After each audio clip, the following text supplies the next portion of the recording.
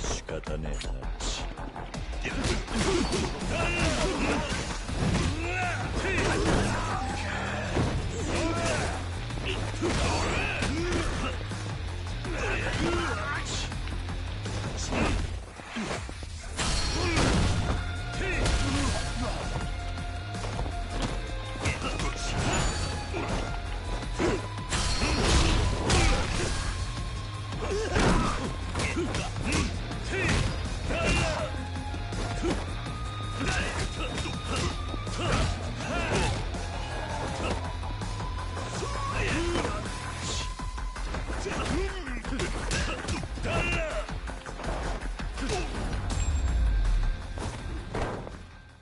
手間取らせやがって。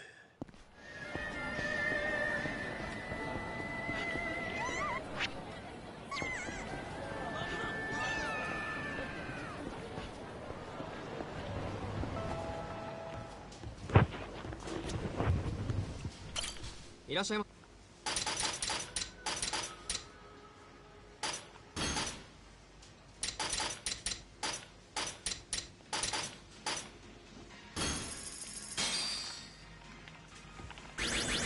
うまいな。ありがとうございました。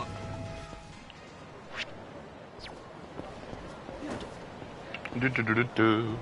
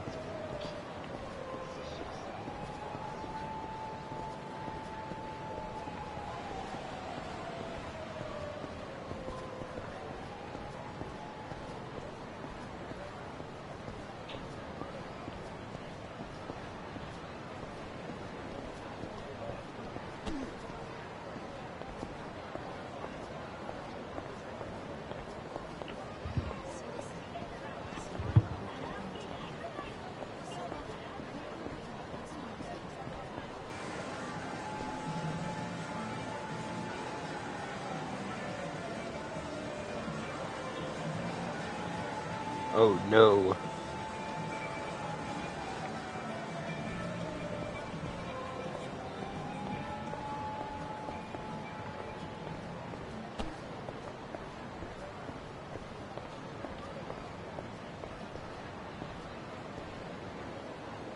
We found one.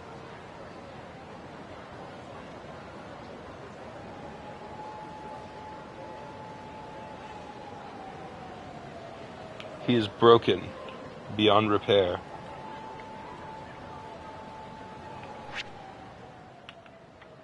His boys left him all. How unfortunate.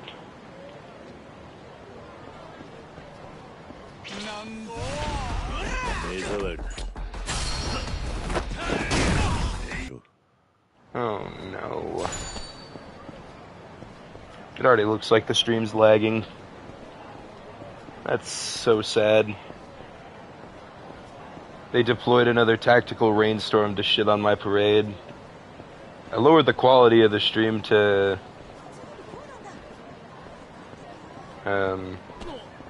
lowest it would go, but I don't think it's helping.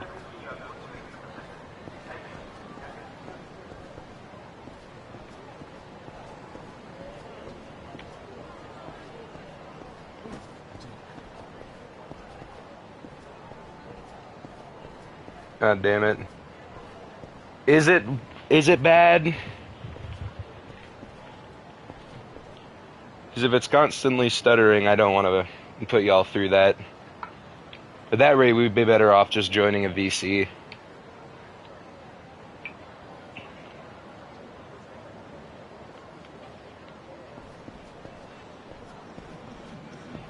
Could just be me, though. I am heard, though, right? Or is there no audio transmitting either? Are we functioning? Are we live? Or has everything broken at once?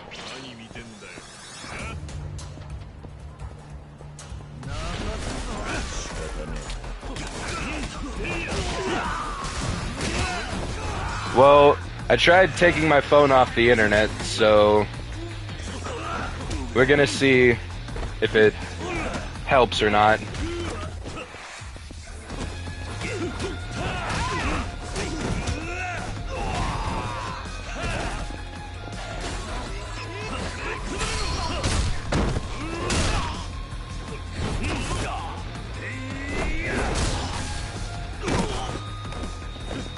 Everything is mostly okay. Well, I hope it stays mostly okay.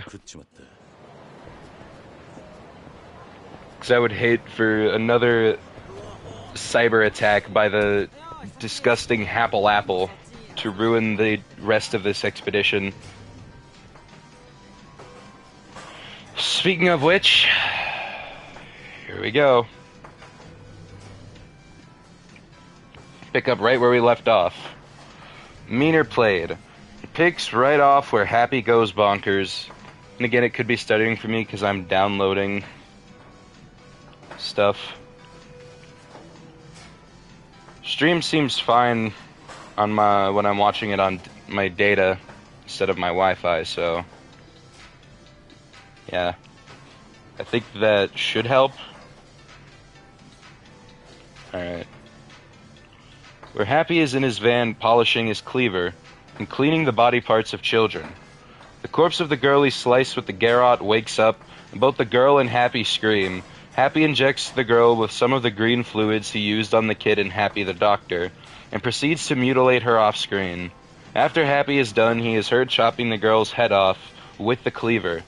Happy leaves his van with the knife and says, "That was fun. Hey, killing is a fun thing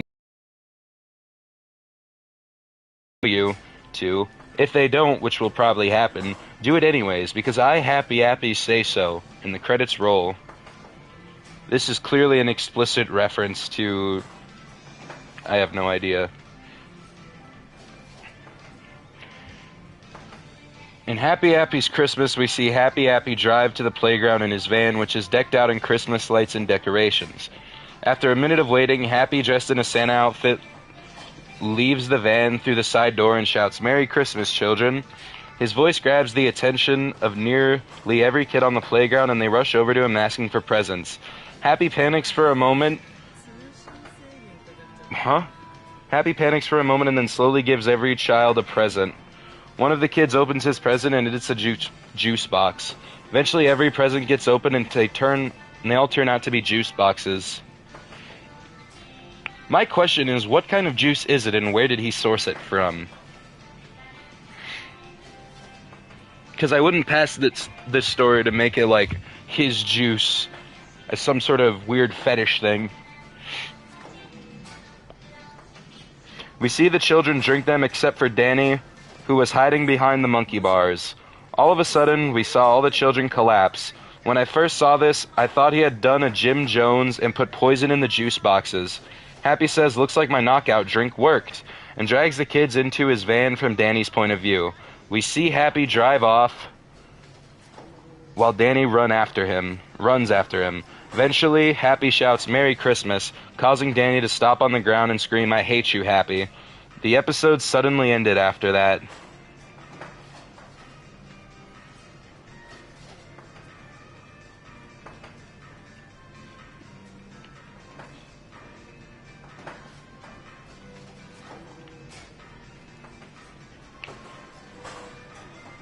Happy's house played. We see a nice-looking house with Happy standing in front of it. Happy says, "Hey kids, who wants to see my house?" and walks inside. We get a tour of Happy's house. For the first half, it seemed like a normal house. Suddenly, Happy says, "Now for the main highlight of the tour. Are you ready to see my basement?" It's the last image, guys. You ready to see it? It's a direct screenshot of what this episode supposedly looks like. Well, okay then. That's interesting.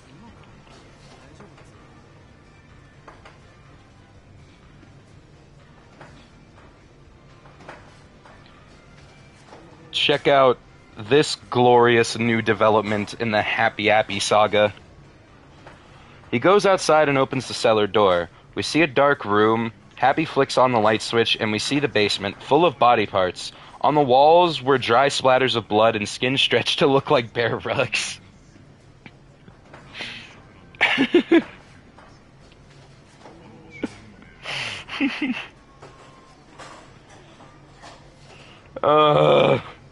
Oh god, it's horrible. Truly.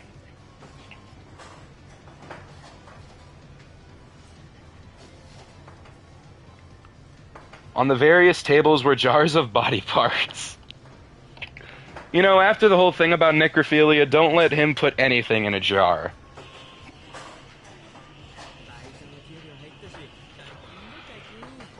There was one table covered in a cloth with a humanoid figure under it. Happy says, "Hey kids, do you like my workshop?" And goes to the table. He says, "Well kids, here's my magnum opus under this cloth." He unravels the cloth, and what's under it is a statue made of... a statue of a human made of human parts. Unhinged. It's unfinished, to say the least. Happy has yet to add the organs and the rest of the skin. Happy says, "Hey kids, you should make a statue like mine." And then the credits roll. Jim mocked Happy's idea, as he did when we watched Lighter. I love Jim. He's not taking this shit seriously at all.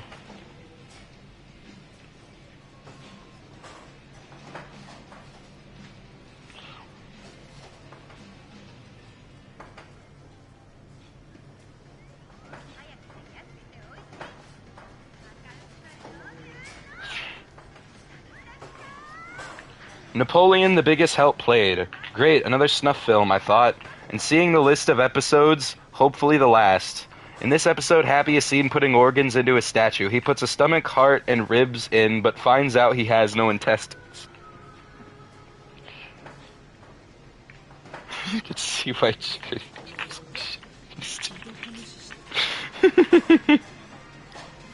Happy screams for Forensic. Forensic comes over and Happy says, "Napoleon, could you please find me some intestines? Preferably adult ones." Jim is probably high as fuck. Hey, I would be too if I had to watch fucking Happy Appy. Stupid fucking Happy Appy. With this stupid fucking piece of shit psychopath detective who's obsessed with this stupid fucking show. Forensic nods and goes out. We see Forensic go into Danny's house, where he and his father are crying over the death of June. Danny notices Forensic and screams. Danny's dash rushes over. Danny runs away. Forensic slashes the dad's throat and drags him out the door. Forensic says, "You are lucky I haven't killed you yet, Danny," and takes Danny's dad to Happy's house. Forensic cuts open Danny's dad's stomach and mutilates him to no end. Happy cheers Forensic on while Forensic throws Happy Appy body parts like a bear throwing chunks of flesh to her cubs. We love to see use of creative writing. We love it. We love it.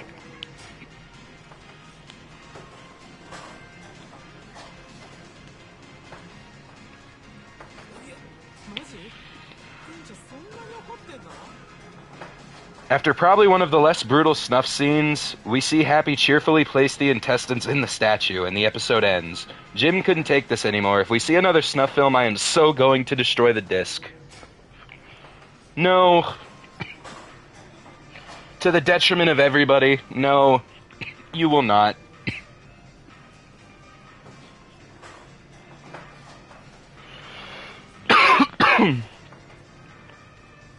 We played Danny's Love. We see Danny kissing the girl from a few episodes back. And Danny says, "I love you, Jenny." Happy notices Jenny from the bushes. He says, "Hey kids, who wants to see a relationship end?"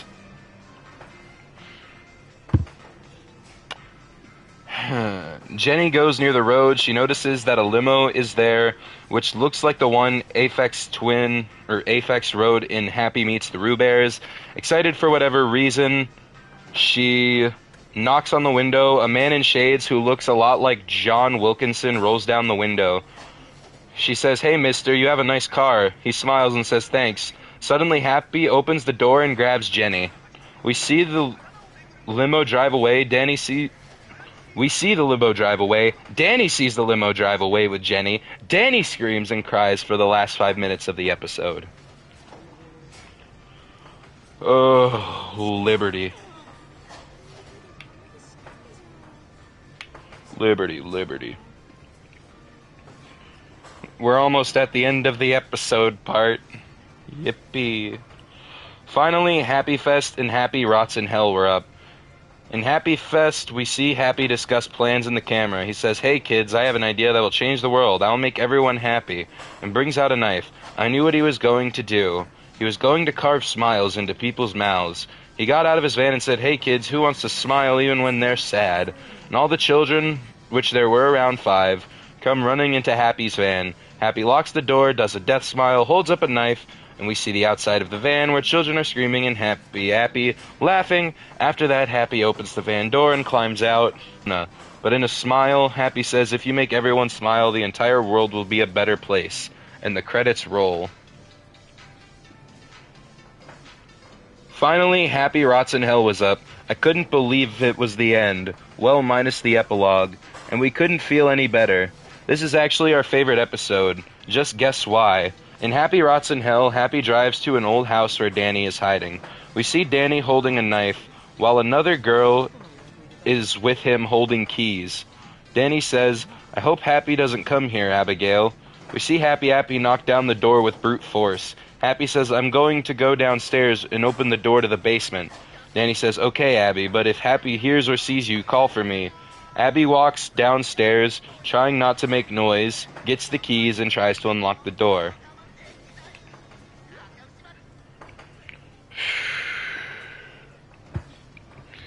The jangling of keys alerts Happy. He creepily says, "I hear you," before running over to try to kill Abby. She unlocks the door and gets in the room right before Happy could reach her.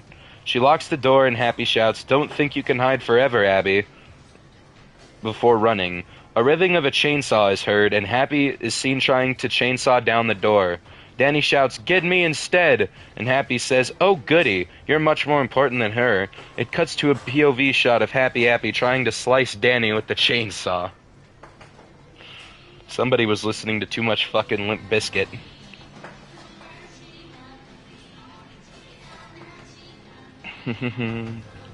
Danny runs into the stairwell room. Abby locks the door again, and the two run down the hall as Happy tries to cut down the door.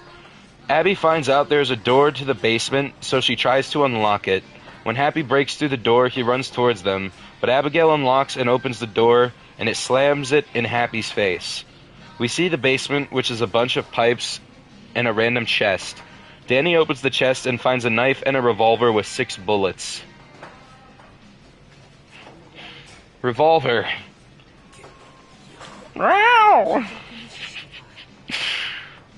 Christ. Danny tells Abby to get out using some stairs to the side. She does, and Happy breaks through the door. He charges at Danny with the chainsaw, making Danny jump out of the way. Danny fires the revolver once, but misses, hitting Happy. The chainsaw gets stuck in the wall, and Happy pulls it out, forcing him back and having him dodge 2 more bullets. Danny fires the rest of the bullets, and one hits Happy. He screams and pushes Danny down. Happy grabs his chainsaw and shouts, "Now I will have my revenge." Danny rolls out just as Happy forces the chainsaw into the ground. What a story, Mark. Are we going to make it through this? No.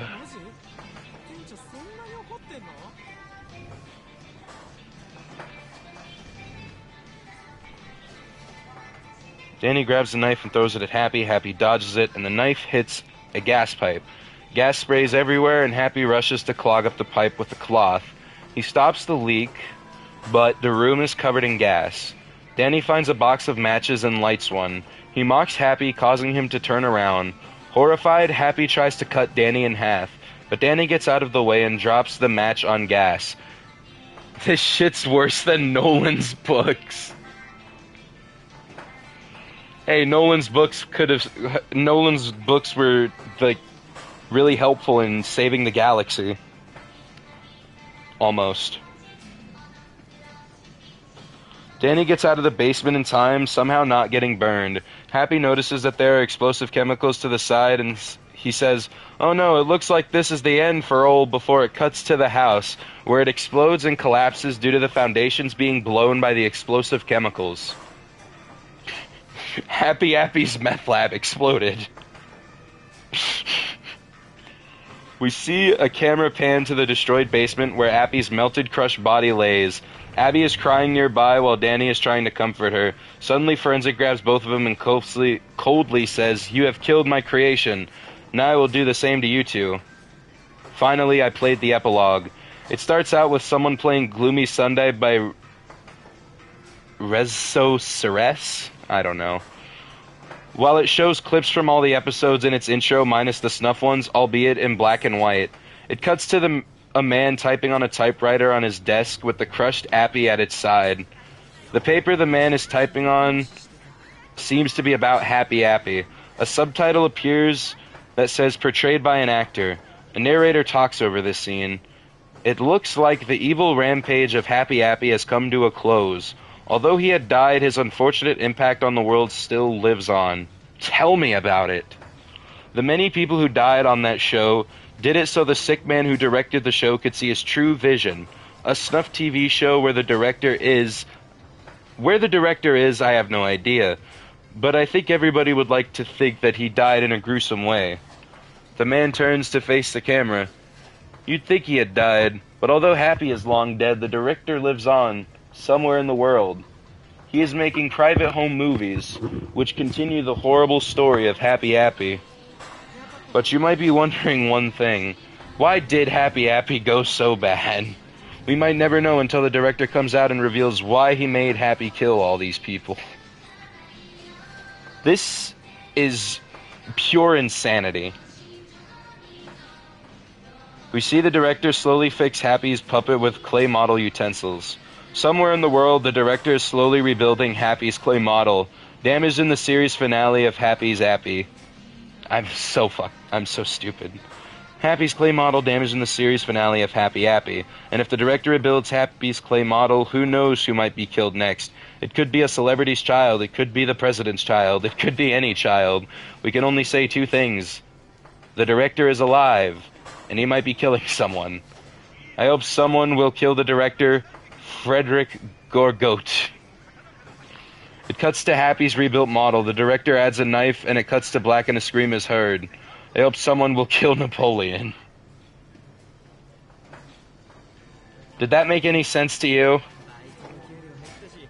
It didn't make any sense to me. Now we know who Napoleon/Forensic is. He's the director who made the show, Frederick Gorgote. As the disc ended, Jim said, "Well, at least that's over." Now we know who Forensic is. He gave the disc to me and said, "Keep this. Even though I want this destroyed, keep it so you can learn more about these episodes were made." He said okay and left his house to tell you about the last episodes. Oh, and I remade the episode list, which I'm not fucking reading.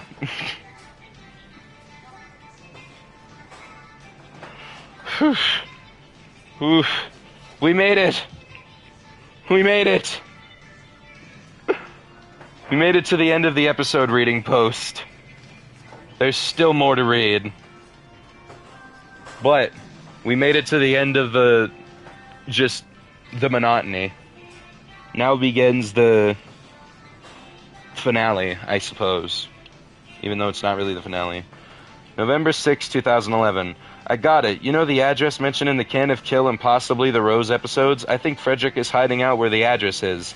Now that I may have a possible lead, I'm planning on going to the address soon in the next day or so. I have to go now.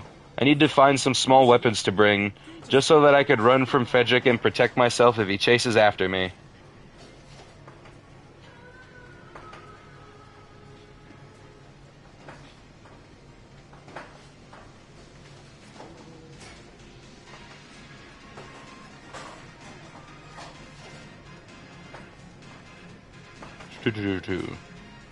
November 7th, 2011.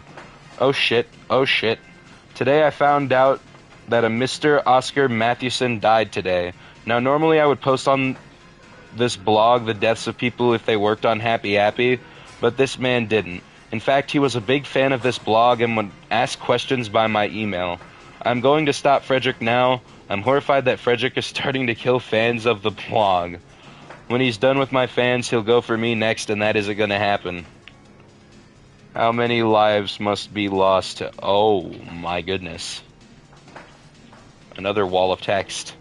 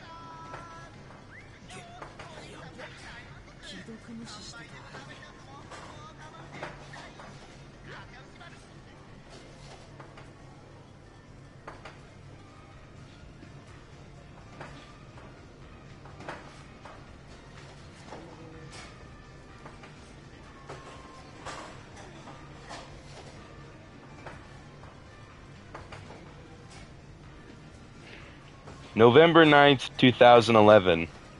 We're being teased, unfortunately. This post will be the last post of this blog. Now that's a lie. Even though many questions related to the show remain unanswered, this post will, in parentheses, or might, answer the ones related to Forensic and Frederick. First, I must talk about the trip to the address and what happened. Since I live in the suburbs of Aberdeen, Washington, and the address was near Alma, Colorado, I chose to take a car ride, and I took some things with me.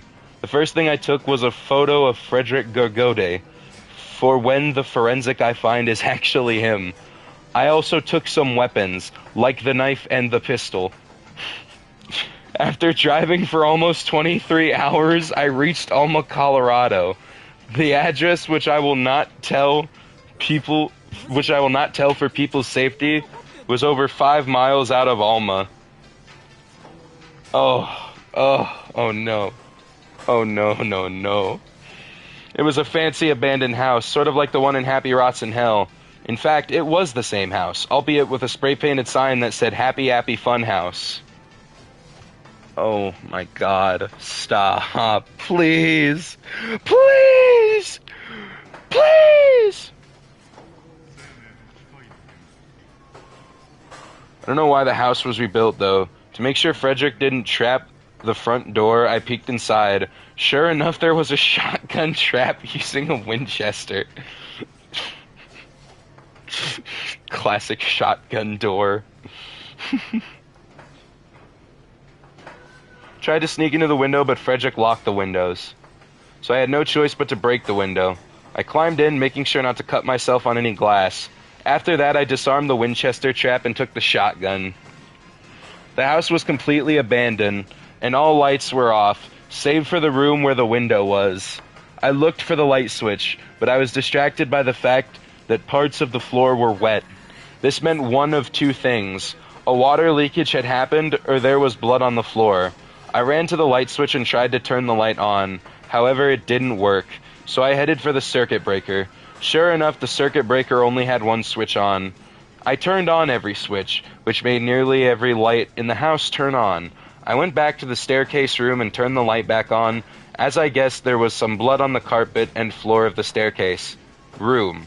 I said, "Hey, Forensic, I know you're here, and I turned the power on for every room in this house. Now you can't hide in the shadows." There was no response, which I knew was going to happen. Shouted, "Hey, Frederick Gorgode, I know you are Forensic." And no response. Since there was no response, I explored the house a bit more. From the staircase room. The living room was to the right, while the kitchen was on the left. Since I was closer to the right than the left, I explored the living room first. It looked like it had been abandoned since the 1950s. The couch was old, brown, and had various tears in the cushions and seat.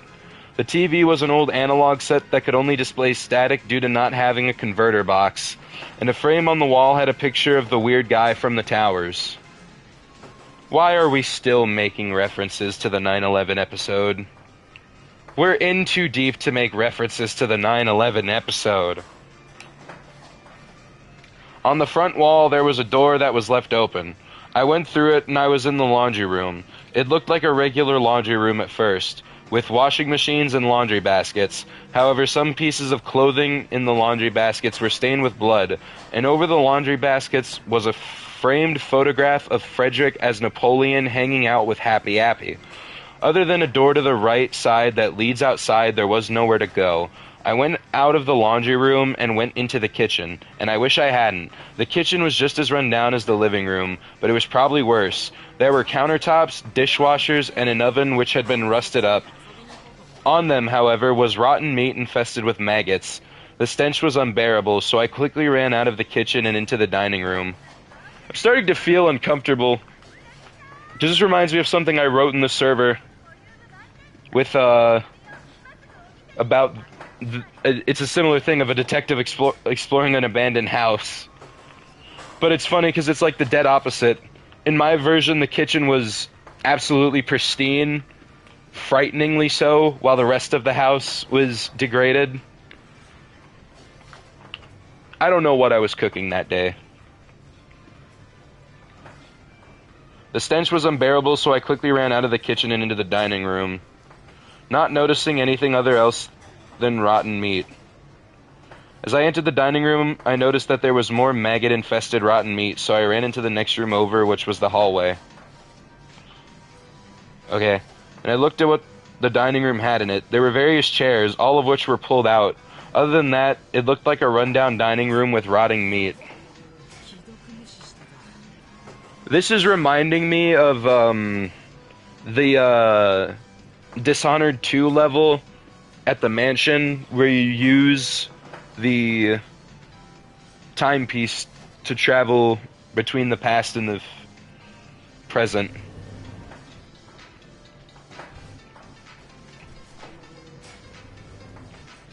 The hallway was nothing special, to be honest, and led to nowhere. At the end of the hallway, near the laundry room, it looked like someone piled up a bunch of wood to block off entry to the hallway. After dashing through the dining room and kitchen, avoiding the smell and accidentally knocking a chair over, it was time to go upstairs. It was the only place I could go. As I was walking up, though, I had a feeling that someone was watching me. I turned around, but no one was there. I finally went up the stairs and tried to decide where to go, the left hallway or the right. Suddenly I heard an all too familiar voice. "Hey, Garrison." Guess who? I froze instantly. It was Frederick on the other side of the hallway. I said, "Are you going to run away from me this time?" He said, "Now why would I do that? You know I'd never run away." And I responded with, "Listen, Frederick, how do you keep coming back?" I heard no response from Frederick for a while, and Frederick said, "Well, I have some people who work with me. They do my dirty work and try to kill you." And snapped back with, "But anyway, how did you get here?" And I said, "Too," and I went to whatever was there. And Frederick said, "Ah, looks like I haven't put that address in. Looks like I shouldn't have put that address in.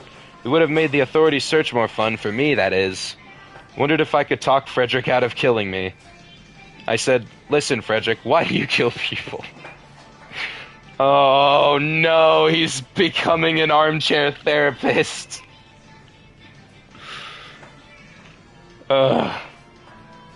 And he cheerfully replied, "Well, it depends on who I killed. If it was a worker of Happy Appy, it's because I wanted Happy Appy to be more mature, but those damn employees and managers wouldn't let me. Now that they're all dead, I went after your fans, and I'll soon go to you." I was about to say that John Tresty, Jim Forrester, and Tristan Drews were alive, but I stopped. Probably because Frederick killed them already, except for Forrester. I don't care anymore. Help.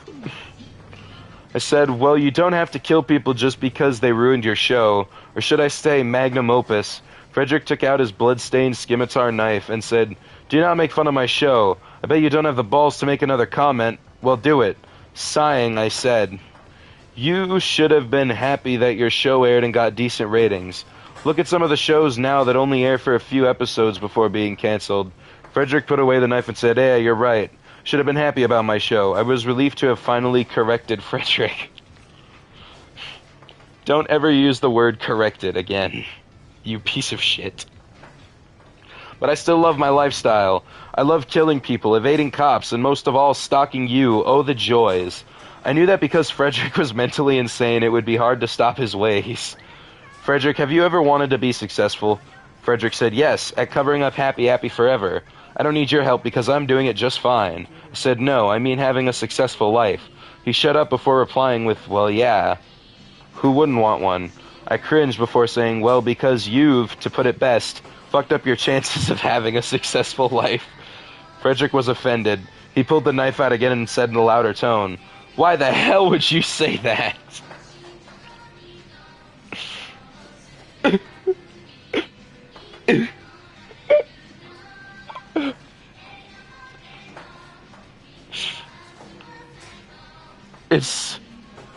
It's so cringe.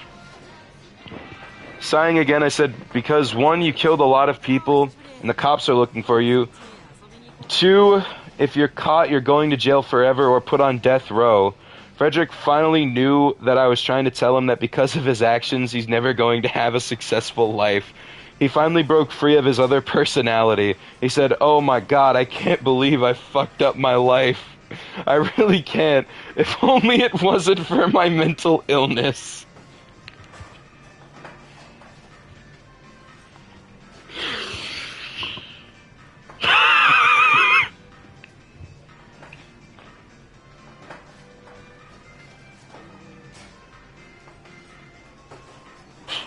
This is an actual line. This is...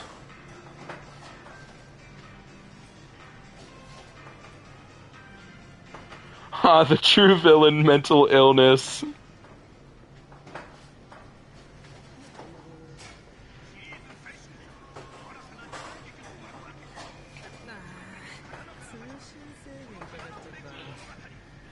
TS so ass.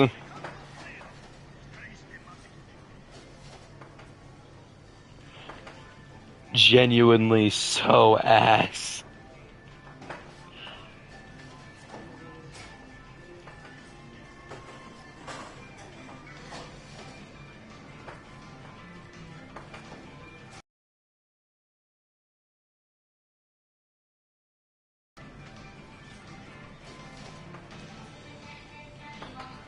Real put to the screen dialogue right there.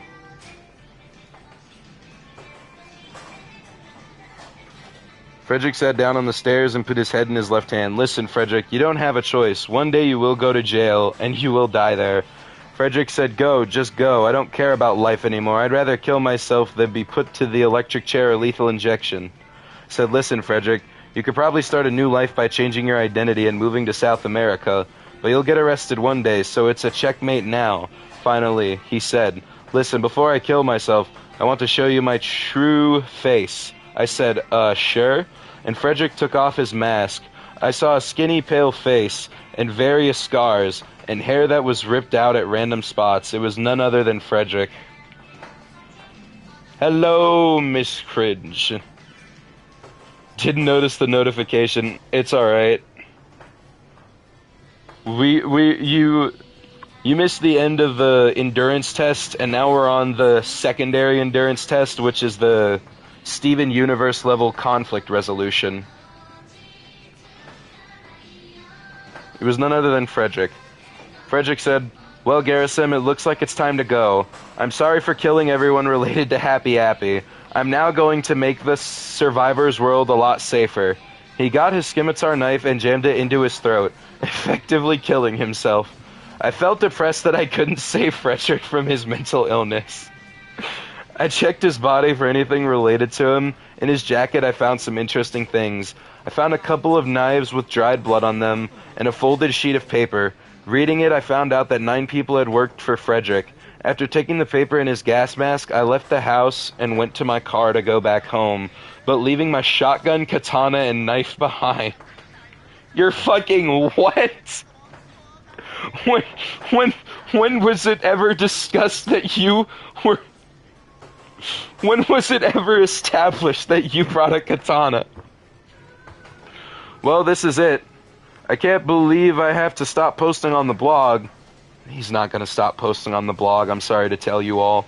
But I must stop posting on Appy, because I pretty much did everything related to the show. I watched seasons 1 and 2, killed the show's insane director, and even went to the studio... Oh my god, my voice. My voice!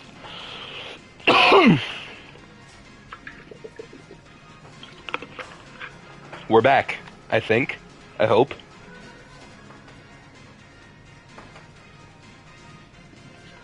Killed the show's insane director and went to the studios where it was filmed. However, that does not mean that the search for answers is over. Oh my god. It's so cringe. If you look hard enough, you can find the answers to the unexplained questions that relate to Appy. You might be wondering two things. What will I do? And what will I regret when I quit posting on Appy? Well, I will actually open another blog, which will be a short-lived one that talks about Fright House Screamers. Remember that? Now what will I regret when I quit posting on this blog? Absolutely nothing. I just never want to see this damn show again. I'm sorry for leaving this blog, but I must part ways for now. See you soon. Gerazim Vasily Yakovlev. Stop posting on this blog anyways, I'm going to continue. PPS. Here's a question I'm going to answer. Where's the playground? You see, they did film the playground scenes at a real playground in Colorado has beaches? I guess you could have... Yeah, you can have freshwater beaches, yeah. I've seen it. Sandbanks are a thing. Okay, that makes sense. Question is, do those exist in Colorado? I'm not familiar with the terrain. I used to be a master of it. And then I stopped speedrunning.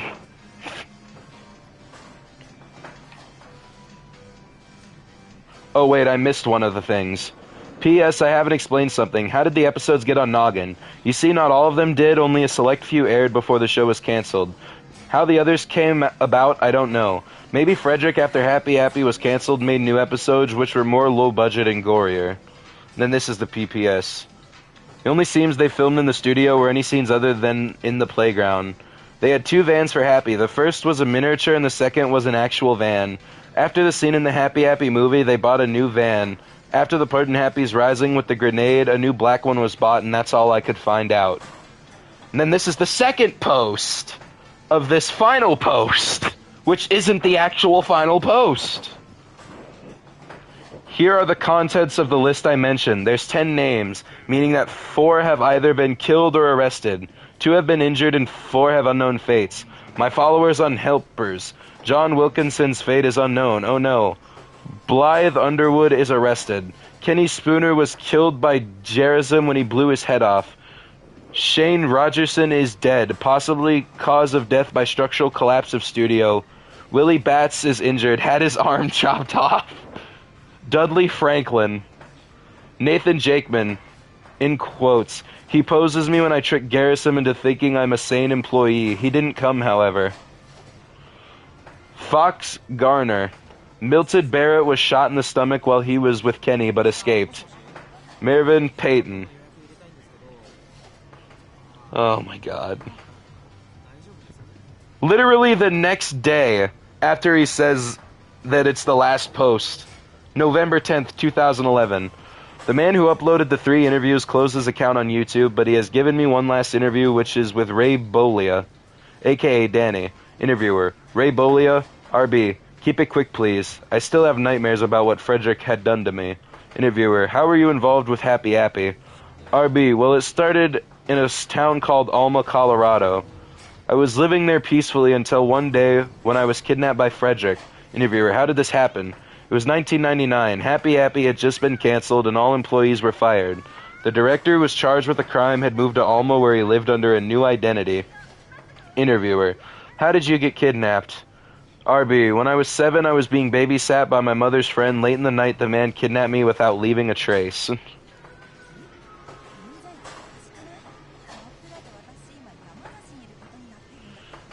Ugh.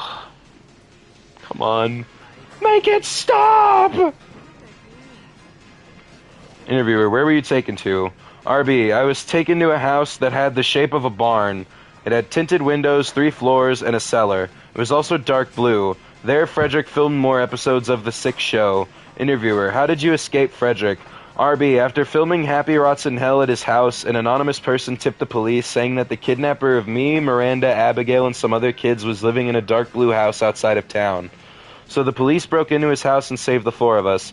Frederick ran away, though, which I find stupid. He needs to be found and killed for what he has done to me. Sorry, I get too carried away. Interviewer, last question for now. What happened to Frederick? RB, he became a creature known as Forensic. Oh, shut the fuck up. And then... oh, great. We have a time jump now. July 15th, 2012. As soon as you've seen this post, you're now either asking this. Ichiban got the male honk honk. Woo! Yeah, baby! That's what I've been waiting for. That's what it's all about. Woo! He came the creature. Seeing this post, you're now either asking this or you're about to comment with something like this. Where the hell have you been? Well, the easiest answer I can say is that I basically decided to stop caring about Happy Appy. There are 2 reasons why. The first is that some members of Frederick's group, to put it in simple terms, are still seeking revenge. The second is that there's nothing left to say about the show anymore. We know!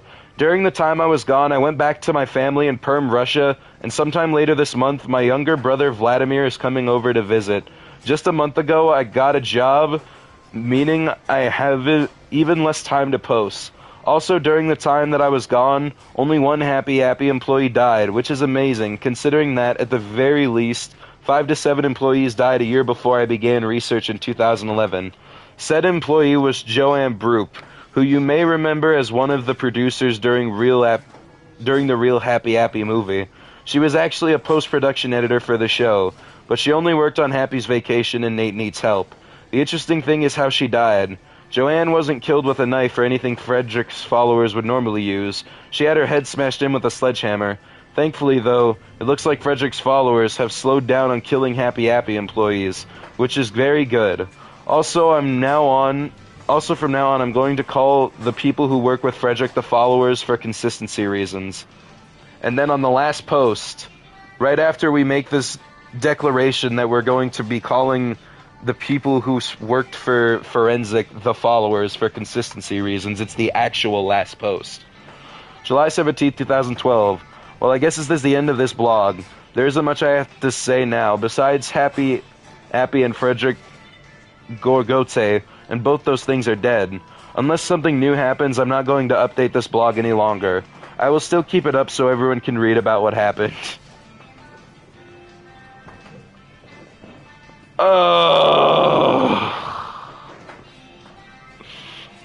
Shit.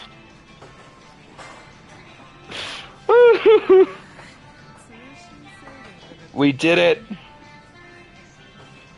We did it.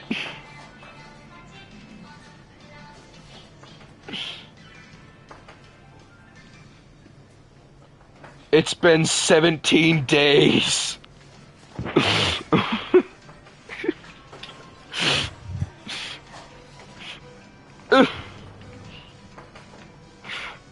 We were here. We did it. We survived Happy Apple.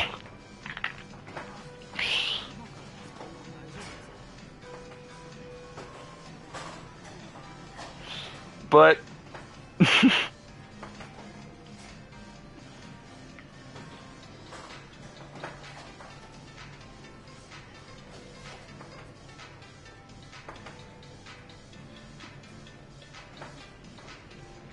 I will never be the same.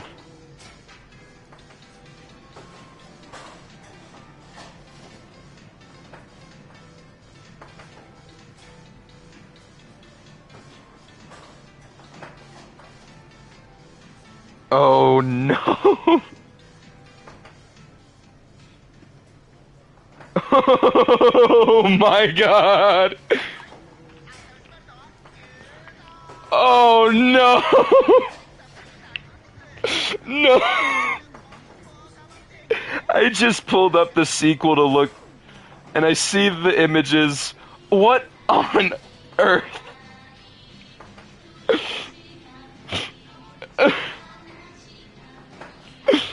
What?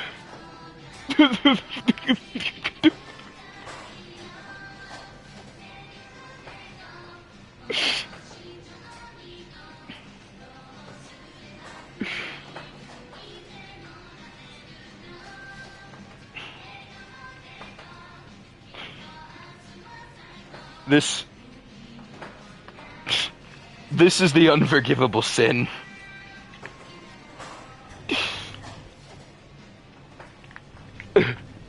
What the fuck is that? That's an image from the sequel. And you want to know what?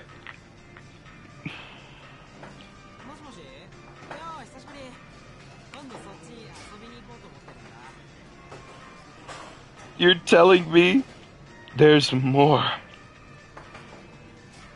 Oh my god. And by the way, unlike last time, I have not heard this one at all. So this is a blind reading. This decades-long plan to the MC in a 15-minute info dump. I need a moment to prepare. Because this is about to get worse. It's literally the same format right off the bat. How serene. I'm gonna go to the...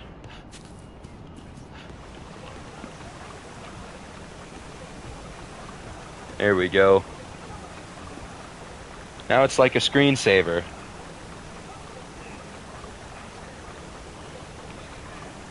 I don't know how much of this will be done in this stream, because I know eventually I'm gonna have to go eat dinner and do dishes, but I only plan to pause the stream for a while. Again. Maybe, I don't know. This just seems interesting. Following blog posts were made by 27-year-old Gerasim Yakovlev, documenting more info on canceled Noggin TV show Happy Appy and its creator Frederick Gorgote. August 3rd, 2012. I was checking my email when I got a message from a fan of my blog. As soon as I opened the message, the contents shocked me. The fan claimed that a new Happy Appy episode appeared on the internet on the 30th of July. He explained that he found it on a website that he described as some kind of fucked up YouTube ripoff. Oh god. We're off. And we're off. At first, I thought I somehow missed an episode when Frederick worked on the Season 2 episodes in 2001 and 2002. When I replied, he told me that the episode got released in 2012. I couldn't believe it one bit. But to prove me wrong, he sent me a file of the episode. My worst suspicions were true. The episode's name was Happy the Pirate and began with the intro from Season 1. For some reason, the entire episode looked like it was recorded from a low-quality VHS tape. After the intro, it showed a widescreen view of an animated school. It zooms in to show Happy Appy wearing an eye patch for whatever reason. This bastard's back! No! Even after the narrator's epilogue and his corny-ass speech, it's not over.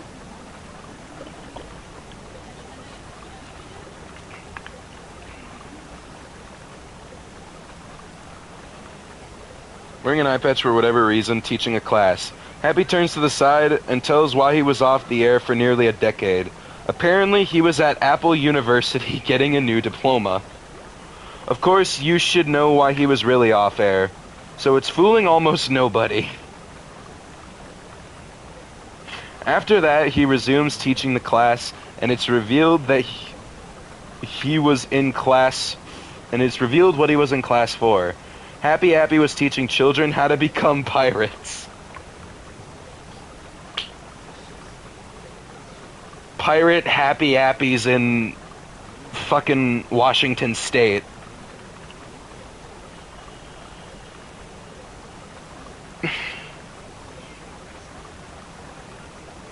Shows a table with various pirate apparel and weapons, including eye patches, peg legs, and hooks. One of the students began playing with one of the hooks and ends up cutting his hand. Happy looks at him, looks at the class, and says, "I'll be right back." Happy brings the child to his van and slams the door. A chainsaw begins to rev up and the kid gets killed. No sugarcoating, the kid is quite clearly dead.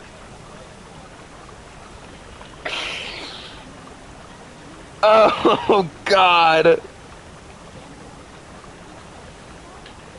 Why have you done this to me? God damn it again. He's back at it. Chainsawing kids in his van. Afterwards, Happy tiredly walks out of his van and goes back into the classroom. One of the students says, "What happened to Aaron, Mr. Happy?"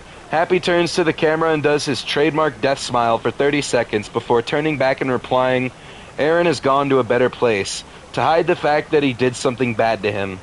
Happy quickly says, "Hey, let's learn some more about pirates." He begins teaching the kids about the history of fruit pirates for about 3 minutes. It was quite funny to listen to, actually. After that, he tells them that it's time for recess. They pour out of the class, and it cuts to stock footage of children playing on a playground. But it wasn't the same playground as the one in seasons 1 and 2. It shows a large bully who looked like he was in his 20s, green screened over the stock footage, picking on young kids.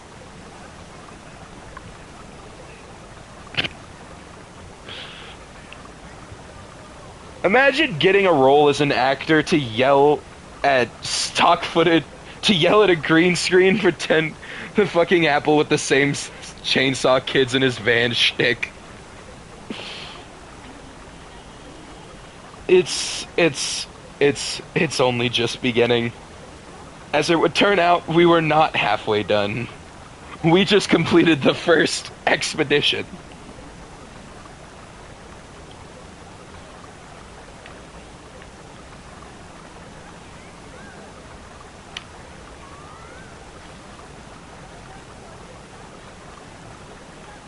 It zooms to an enraged, get some original material, you...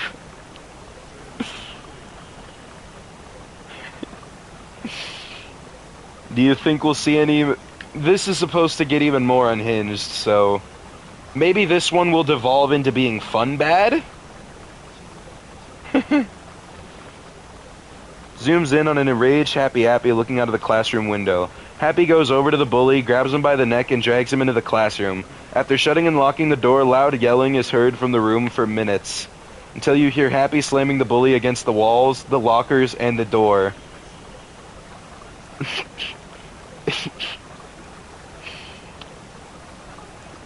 Because of the bully's size, the door gets damaged. Eventually, the bully is heard screaming in pain, and a neck-snapping sound is heard. Happy opens the door to show the entire room covered with blood, organs, and bones. His eye twitches, and Happy murmurs, "If forensic was here, my job would be so much easier." But no, someone just had to kill him. Finally, Happy tells the children that recess is over. The students run back to the classroom, which interestingly has no trace of body parts in it. Wait, what the fuck? So Happy isn't dead and is aware of the fact that Frederick is, which implies that this happens after the death of Frederick. Oh god. Bro, shut up. Appy Foreskin would have killed him anyways. Happy resumes his lesson about fruit pirates. He walks... Fruit pirates sounds like a band of gay strippers. Holy shit.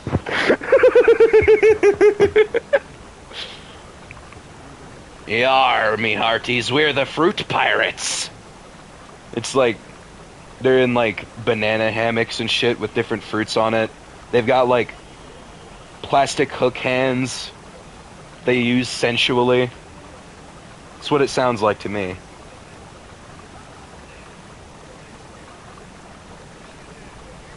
Wanna get fruity, matey? Epic quote.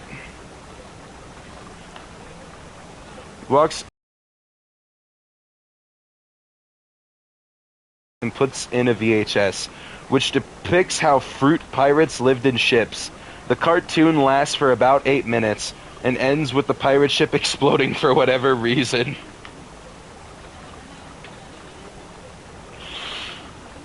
For whatever reason. Oh. Happy wraps up his lesson by asking the children questions about the cartoon they just watched. To Happy's absolute surprise, the children answer all the questions correctly. The strange thing about this part is that after a kid answers a question, Happy does his death smile for a few seconds before coldly saying correct and the name of the kid. After all the questions were answered by the children, Happy was so proud of his students that he says he has a big surprise for them.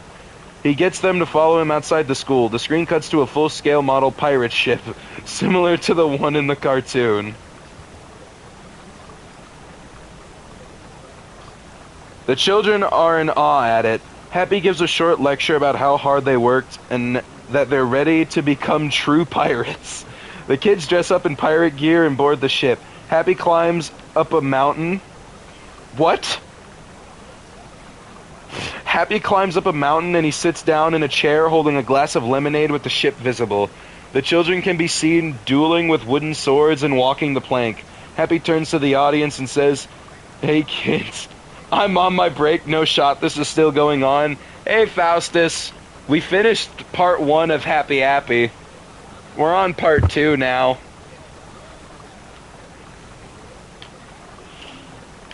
And if you want to get the briefest possible explanation for what this experience is going to be like, I send you the first image I was greeted to upon opening this shit.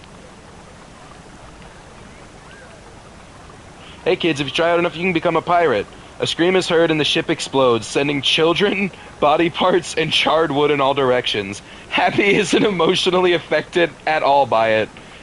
He says, "Don't be scared that those children have lost their lives. They're all dead now. And what's funny is that you couldn't have saved them from their fate, when I could have." Happy does his death smile for 3 minutes as the video gets more distorted. The credits roll and guess what plays? Yep, they're coming to take me away, haha, of course. The weirdest thing with the credits, though, was that all the crew members' names were forensic. I can understand why, though. The song was a different version that I've heard on the original episodes. Sounded much less... Faustus with an expert comeback. That's just how people with blue eyes normally look when they stare at you. Beautiful statement. As if the song was recorded in a basement and not a recording studio. After the credits, an ad for Happy Appy's newest episode plays at the end, but the video cuts out before any clips get shown. I have a lot of questions about this video. First off, who made it? Was it one of the followers, or did Frederick survive or fake his suicide? I won't know until the next episode premieres, which will be on the 6th. And that was the first post of Happy Appy 2. Whew.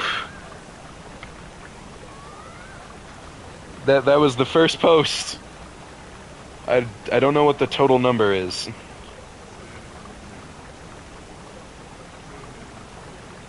Oh, wait. There's 64. There's 64.1, actually. There's 64.1 posts on this blog.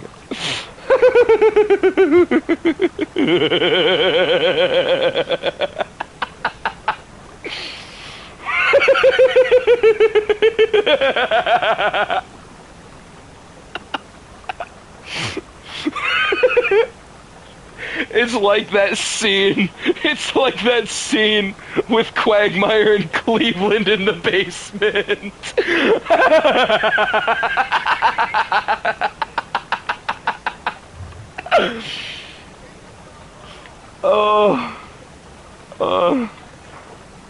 August 4th, 2012.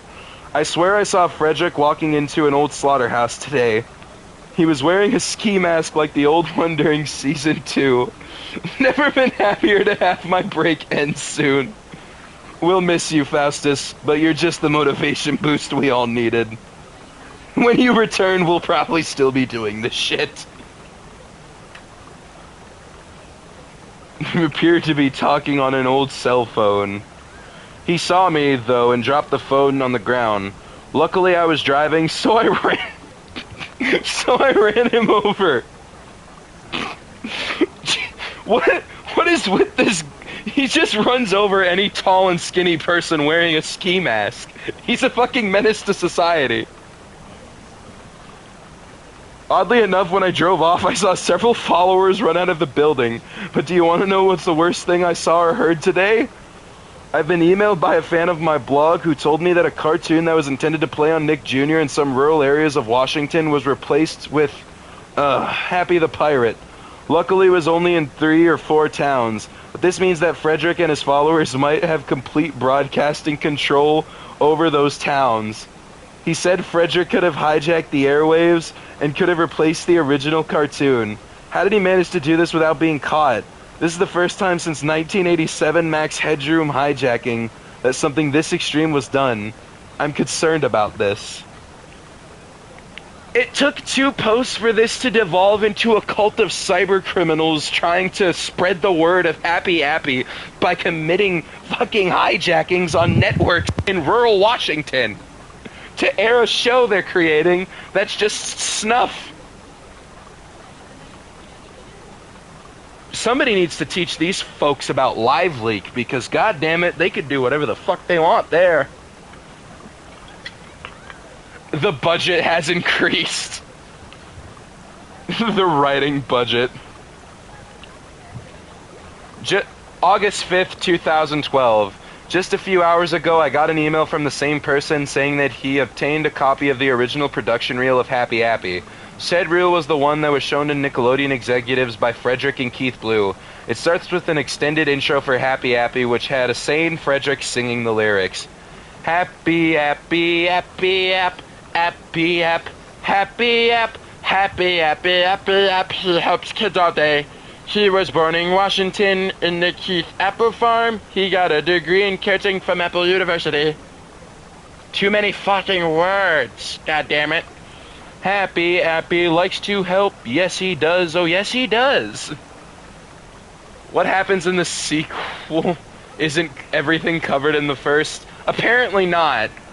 You've missed the introduction. So there's this cult of people that are, like, apparently creating new Happy Appy episodes, and they're just committing actual television hijackings to spread the word of this shit. I'm not even kidding. We're only 3 posts deep, and that's how unhinged this has already gotten. I could see this being fun bad if it stops doing Far Cry 5 is what happened, it seems.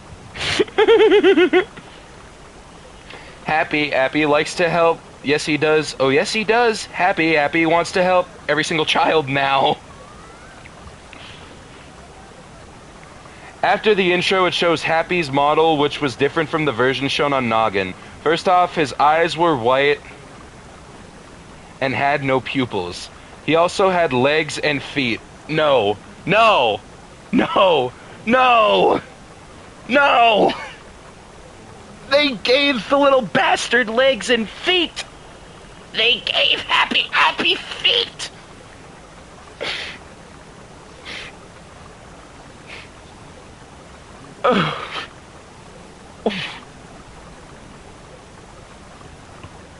But didn't have a leaf on his stem.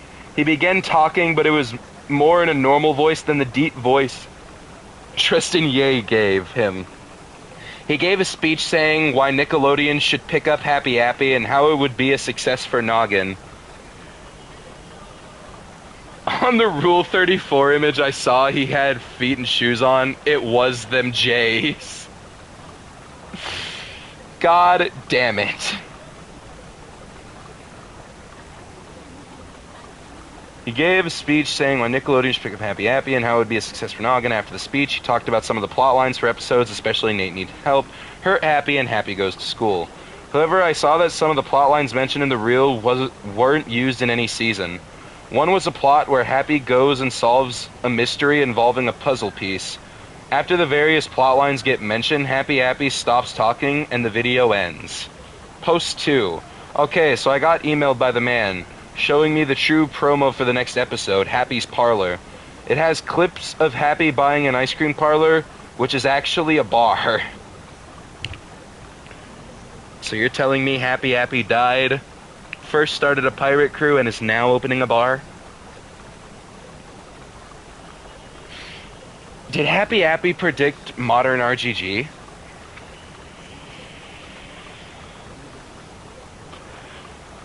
It turns out that the parlor's a dedication to his best buddy Frederick. There's not much else to say about the promo, but in the background there's a Photoshop picture of Happy sitting with Napoleon 14.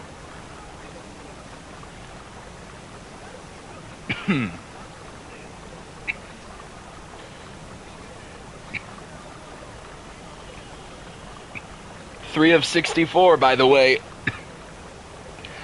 August 6, 2012. I got a chance to meet with Jim again. He seemed to be freaked out by the fact that Frederick might be alive, and even more so that he has more followers. After he calmed down, I showed him Happy the Pirate. He pointed out several things about the episode I had no idea was there.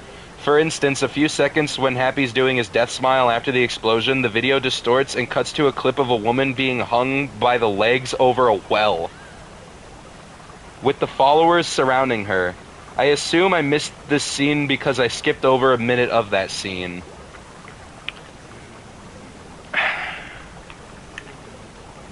But why?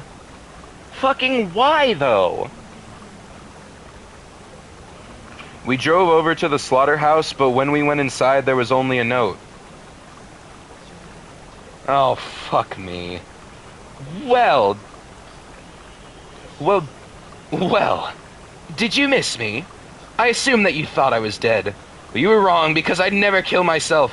I assume you'd think that, though, because you're obviously slow enough to believe anything that results in a happily ever after ending. While you were living your life peacefully, thinking that I was dead, I managed to kidnap several criminals and people and threaten to murder them if they don't comply and become some of my followers. This way, they'll never stop me and take me away. One of the people I kidnapped will be the centerfold of my greatest helping. Also, I tricked you. Ha ha. This is not where I live. I only wanted you to know that I'm alive. Frederick Gorgote. I'm getting sick of Happy Frederick and his followers.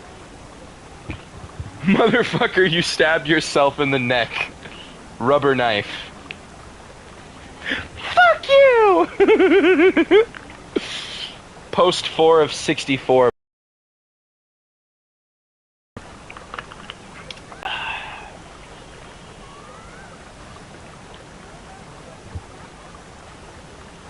August 7th, 2012. Today I got sent the new episode, Happy's Parlor. It's shorter than Happy the Pirate because it's 28 minutes long compared to it's 28 minutes long compared to Happy the Pirate's 32. When it begins, it zooms into the inside of an ice cream parlor, revealing Happy decorating the walls with pictures of him, Frederick, and Napoleon 14. Napoleon looked like he got edited in, however he turns into the camera and tells the viewer, "Hey kids, I have bought an ice cream store in memory of my best buddy, Frederick." He waits for a customer. The camera cuts to a boy walking into the store. He tells Happy that it's hot and he needs something cold and refreshing. Happy gives him a large milkshake. However, right when the boy drinks it, he falls on the floor unconscious.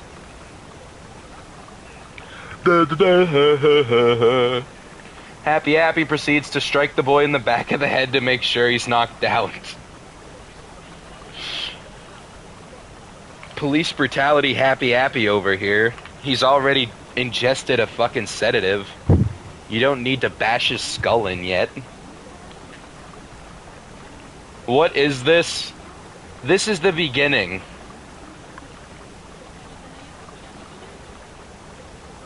Unconscious boy and drags him out of the room. Interestingly, this scene was done in stop motion and gave Happy legs that he didn't have before. It cuts to Happy dragging him into a large meat locker, tying him up so that the boy can't get away. The boy slowly begins to wake up, realizing how cold it is. Happy Appy is looking at him through a large camera with a death smile on his face. The boy gets weaker until he finally collapses and dies. Can't hope but wonder what on earth is going to happen next. It's a morbid curiosity. I'm experiencing this for the first time as well, unlike Happy Appy, which I have sat through on multiple occasions. Willingly, by the way.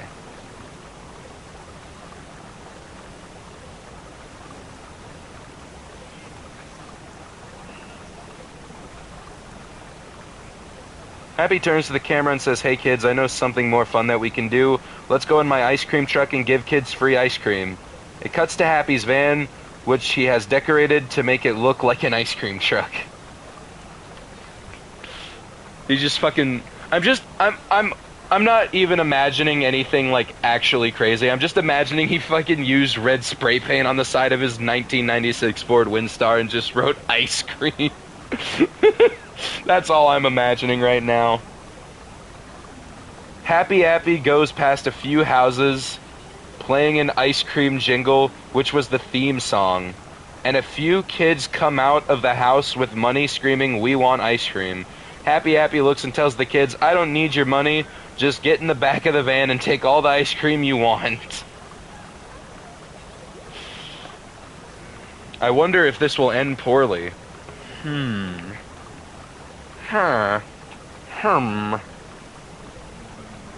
The kids believe him as always and get into the back of his van.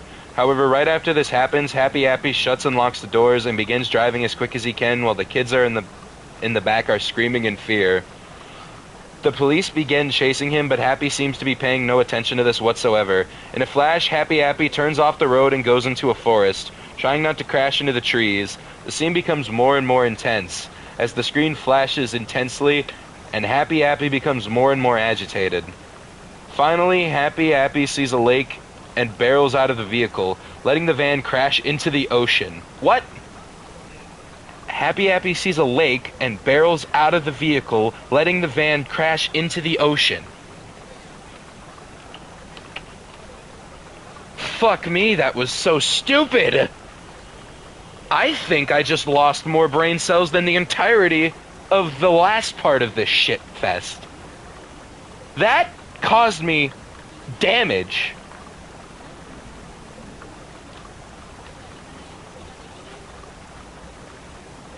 Happy Appy looks at the lake. Okay, we're back to it being a lake. Crash into the ocean, which ends up killing the children. Happy Appy looks at the lake. It's like the symbiote and parasite contradictions. Don't even get me started. Happy Appy looks at the lake and turns to the camera with a death smiling. Happy Appy walks back to his parlor in relief. He turns to the camera and says, Man, wasn't that fun? Hey kids, I have an idea of how we can have more fun." He pours various lighter fluids all over the parlor and lights it up with a match. Cuts to the outside of a parlor which burns up. The police are seen standing by the ice cream parlor arguing if Happy Appy had actually killed himself.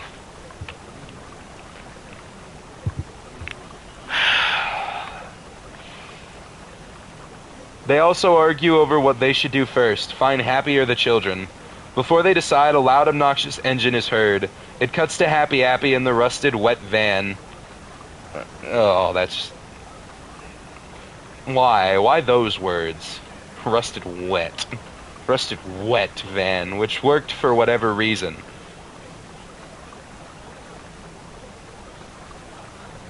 He revs up his engine and lunges at the officer, screaming, "This is for you, Frederick!" The credits abruptly roll before he hits the officers. Instead of "They're coming to take me away, haha," the music was Revolution 9 played backwards again. During the credits, however, I saw something. There were 4 flashes at random times. I played the credits frame by frame, and what I found was that all 4 flashes were the same picture. A bunch of random letters pasted everywhere with Frederick's trademark smile. Oh yeah, and the preview for the next episode. It's called Happy's Birthday, and in the promo some children are celebrating Happy Appy's birthday. The only thing really notable is that in the background you can see the smoking ruins of the ice cream parlor.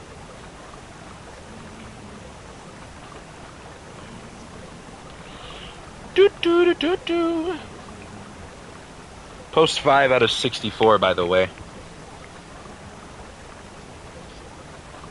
I'm gonna keep reminding you of this every time. August 10th, 2012. Hello, my fellow followers. I'm the one you call Frederick Gorgote. Oh, post 6 and this motherfucker's already doing this cheesy, haha, I'm taking over your blog and posting it. I did some shit like this when I was a child, but that was fun as hell because it was a thing between my friend and I where we like pretended our channels got taken over and that we were going through dimensions and shit. That was cringe. That was stupid. That was funny as hell. That was so much fun. The creator of your favorite television show, Happy Appy, and the reason Fright House Screamers ended so early. Gerasim Yakovlev is a dead man, for I am still alive. Did he really think that I would die that easily, or is he just that naive? I would never stab my lovely knife down into my throat, but I assume Gerasim thinks so. Almost everyone related to Happy Appy is dead, and Gerasim, my stalker who knew way too much, is soon to meet the same fate. Please, for the sake of everybody here. To prevent my arrest, I've gone under a new identity, which I won't tell you because you lot would report me to the cops.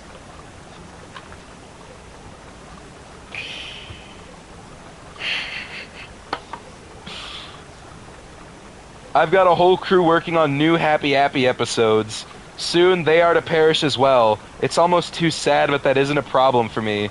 Seasons 3 and 4 have just been planned out, and there might be a movie in the mix. Keep an eye out for me, Garazim. You're going to need it. P.S. If you think I still live in that old blue house, think again. So, to put this in the most understandable form possible,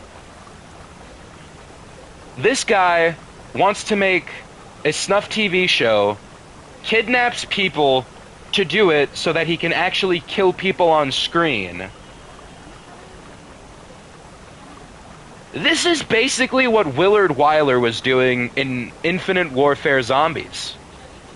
Just without the ritual sacrifice. He's kidnapping criminals, forcing them to die for a show. Children and criminals, forcing them to die making a show. That's...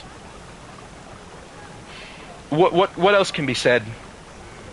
Honestly, it's almost like the plot of Infinite Wealth. Genuinely, actually, I'm seeing similarities between this and the main villain. Infinite Warfare Zombies mentioned. Rah. I only played Zombies in Spaceland. Peak Zombies? Probably. I haven't played the DLC. Spaceland's good, though. Unfortunately, I'm a Black Ops 2 baby, and it is biased from nostalgia. August 14th, 2012. Yes, I know about the August 10th post that Frederick has made, but I'm not sure if he's still alive or one of his followers is acting as him. Either way, here the follower used another keylogger or he went on my blog when I was asleep again, which is unlikely. No shit, it's unlikely. If that was the case, you would be...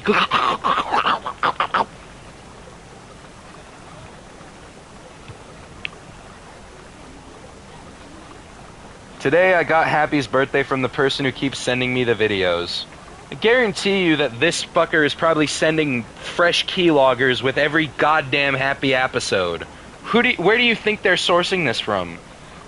Unless they're just recording their screen from these hijacked networks in rural Washington. God, this is stupid. I'm so angry. Happy's birthday starts out with Happy Appy talking to the camera, saying, "Hey kids, it's my birthday today. I'm 32.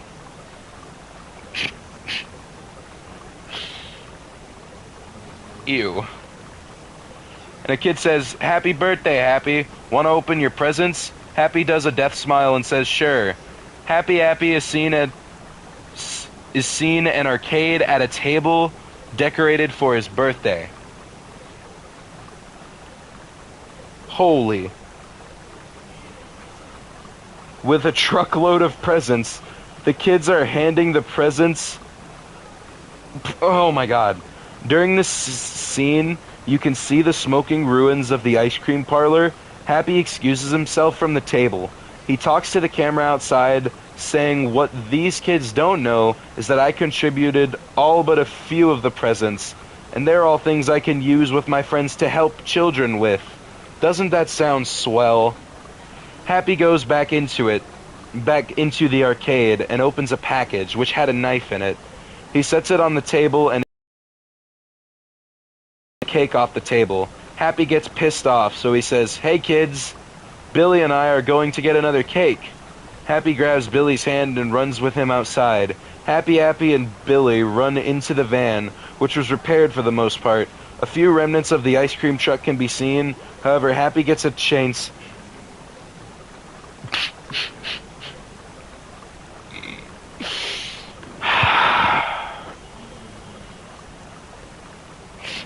I don't even want to say it. I don't even want to say it. I'm so angry. Come on. There's no way. There's no shot.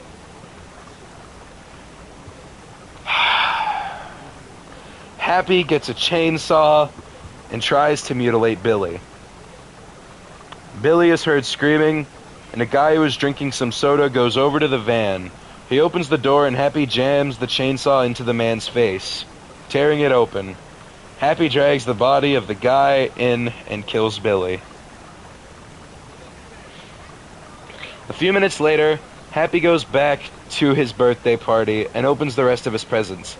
Happy says, "Who wants cake and ice cream?" And then all the children yell, "Me!" Happy goes to his van and gets a marble cake with apples on it.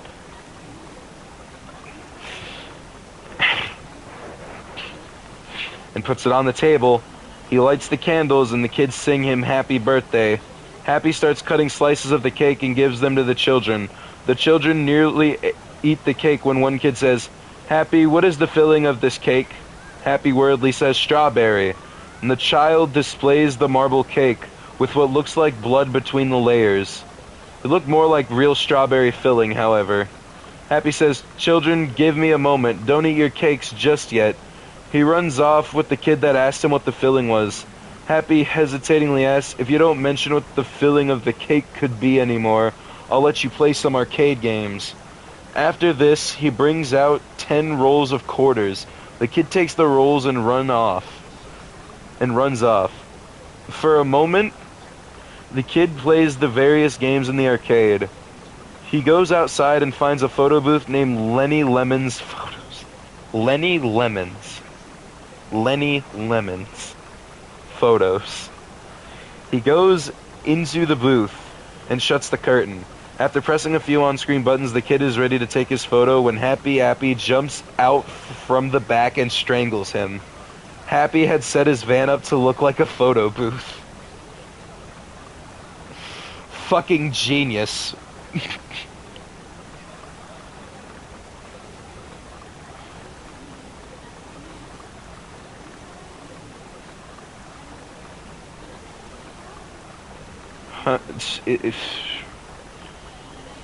The booth begins to break apart, revealing Happy's van.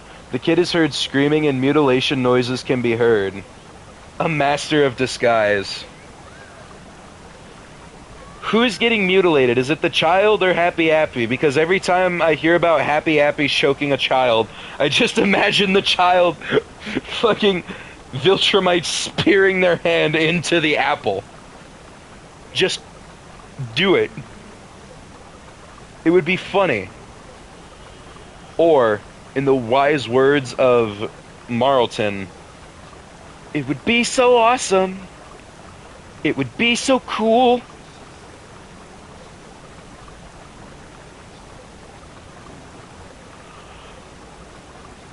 The door slides open to show Happy doing his death smile with body parts and blood everywhere. Happy goes back into the party room and says, "Now you can eat the cake." Kids eat their cake and start to throw up. Happy Appy begins to smile as the kids keep puking until they fall unconscious. I shake my booty in my own movie. He drags all the children to his van and drove off. How big is this fucking van and how small are these goddamn children?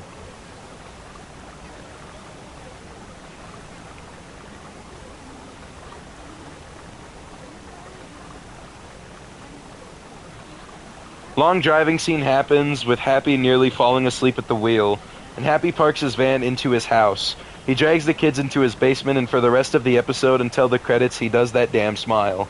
The credits had no music, just heavy breathing by someone in a mask. It showed the promo for the next episode, Danny Returns. All it shows is a monologue by an older Danny explaining what Happy did many years ago.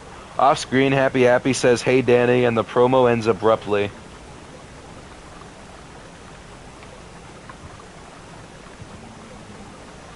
Post 7 of 64, by the way. Today I got a letter from the Otis Lens Factory, once famous for producing high-quality furniture for whatever reason. The envelope was heavily wrinkled and moldy, like it was stored in a safe for 100 years. After opening it, I found an undated letter telling me that my presence was required at the factory. Clearly I had my suspicions about this letter, so I researched the factory's history. It turns out that the Otis Lens Factory shut down in 1997 due to a fire. So either the letter was delivered extremely late, or one of Frederick's helpers is trying to lure me so that he or she could kill me. Glorious. I sure hope that the next post isn't about you doing exactly what you said you're not going to do. August 17th, 2012. Post 8 of 64, by the way. I went to the Otis Lens Factory yesterday. Ever since the fire, it has become a very popular target for urban exploration in Aberdeen. Fred doesn't need help to lure him. Geriatric is an idiot. I just love that you keep calling him geriatric.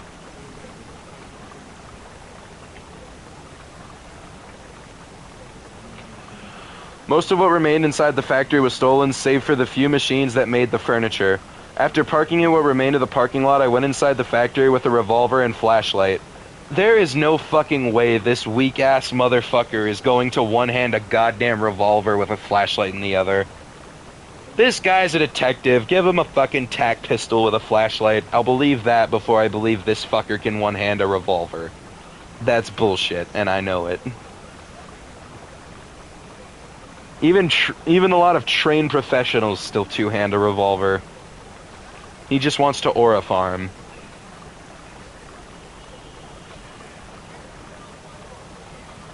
Soon as I said, "Is anyone there?" I caught a glimpse of someone in a chair. I pointed my flashlight, and I instantly knew who was in the chair. It was Tristan Mike Drews. Unlike the bodies of Kevin, Tristan, and Miranda, his body wasn't horribly disfigured, since the only visible knife mark was a deep one in his throat. In his hand was a CD, which meant one of two things. It was or wasn't a leaked episode. I took the CD, but I heard and saw two red eyes and giddy laughter in the distance. I didn't feel like fighting one of the followers today, so I got out of the factory and drove home. While driving off, I saw at least 3 more of the followers staring at me like they were the village of the damned. I mean, this is why you should bring a pistol. Make it like a pistol with a high-capacity magazine, so you can kill more followers. They're clearly expendable to forensic. And if they're gonna threaten your life, they're definitely gonna endanger other people. Use the fucking revolver and commit some murder. After getting home, I put the CD in a laptop that I had reformatted in case the disk held a virus. Or better yet, report this to the police. He is the police. He's a detective. To getting home, I put the CD in a laptop that I had reformatted in case the disk held a virus. It was full of 100 or so notepad files and a video. All of the notepad files were just gibberish, but the video was very interesting. It was about 66 minutes long, named Happy Appy Episode Creation 2.wmv, and it starts with the forensic mask staring at the camera. A shitty detective. Clearly, Garrison has never had to say the bomb's payload is exposed. I can use the power winch to trigger a controlled explosion. It turns to static for a minute, and Happy Happy is seen lying on the mask with his death smile. After the minutes, the camera falls to the floor and an unknown man can barely be seen in another room. He picks up the camera and holds it to his face and says, "Hello there, I'm Frederick Gorgode, the owner of my little group. Today I'm going to show you how we're making the newest episode, Danny Returns."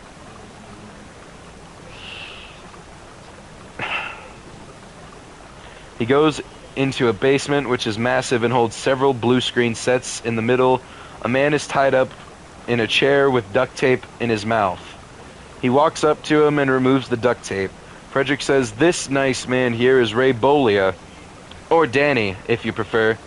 Danny says, "I hope you all burn in hell. One day you will pay for what you did to my sister, father, and mother." Frederick says, "Oh, you'll die one day, but not... Oh, I'll die one day, but not before you do." He puts the duct tape back on. Danny, in a muffled voice, starts screaming in anger. Frederick says, "Ignore that pathetic man. Anyways, it begins with writing the script." He points the camera towards a typewriter with some paper in.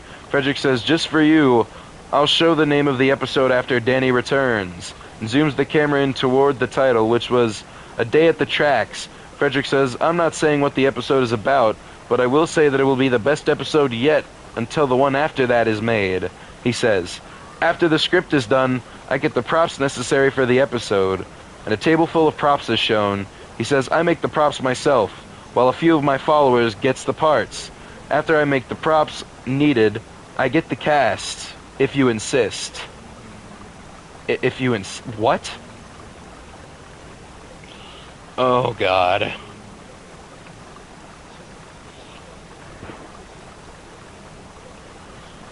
At the back, some kids are heard screaming. Frederick walks to the back, and a cage with some malnourished children comes into view. At the 30-minute mark, Frederick says, "These are the cast, other than Happy Happy and whoever is playing as Forensic." After we get the kids, we start filming the episode. I'm on a scene with Danny and Happy. A follower unties Danny, and he tries to strangulate.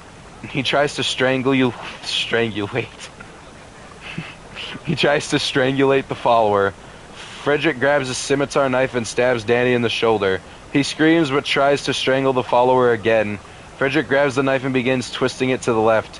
Danny finally gives in, and Frederick drags him over to the blue screen set. Come on, Danny, you could have put up a better fight than that. Pure adrenaline alone should have had you take that knife out of yourself and stab the fricka-fracka. If this man is able to choke out somebody. Because we know Forensic is this skinny, frail piece of shit.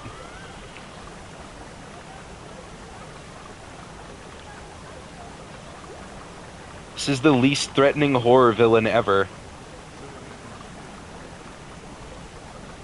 It's just a freak who wants to make people die on TV.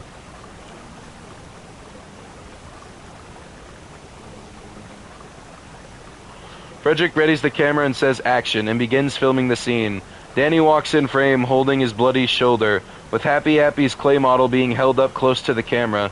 Danny pretends to bump into Happy, and Danny gasps. He instantly says, "You, it's been a long time, hasn't it?" Happy says, yes it has. "I've always wanted to kill you since you tried to kill me, by blowing the blue barn up." Danny reaches into his pocket saying, yes. How hard can it be to catch him? I don't know. Brandishes a knife. Frederick says cut and turns to the camera. He says, "I can't show you anymore. You'll just have to watch the episode to find out if Danny dies, Happy Happy dies, or neither of them gets killed." It goes to static for the rest of the video, but during some parts I heard the sounds of what seemed like a murder. I'm absolutely horrified at this. I mean, it was already bad when Frederick slaughtered kids back in 2001, but this is too much. For one, Frederick Gorgode has friends this time around that can help him produce episodes faster, and second, he's treating the kids as well as Danny worse than before. I am definitely going to try to stop the followers by the end of this year. Let's see when the post of the last date is. Last post is dated February 17th, 2013. Unfortunately, it appears that we will not, in fact, be finished that quickly.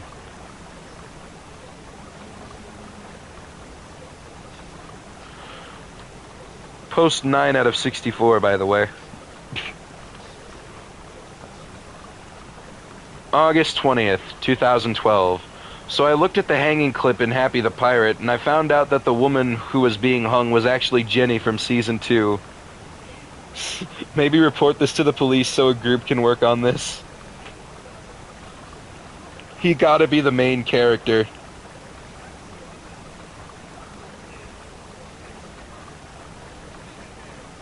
This would be like the easiest cult to bust if the authorities in this were any sort of competent. Cecil would have had these fools in binds seconds after they arrived. How do I know this? Because I found the full 10-minute video of her being murdered on a private live leak video. Hey, there it is! There it is! Live leak mentioned! I didn't know when it was gonna come up, and I didn't even know if it was gonna come up, but hey! I said earlier, it was gonna happen. Who would have guessed that the site where you can watch people die is a site that would have the dead footage related to the murder show? Mark would lose to Happy Appy, let's be honest. Nah.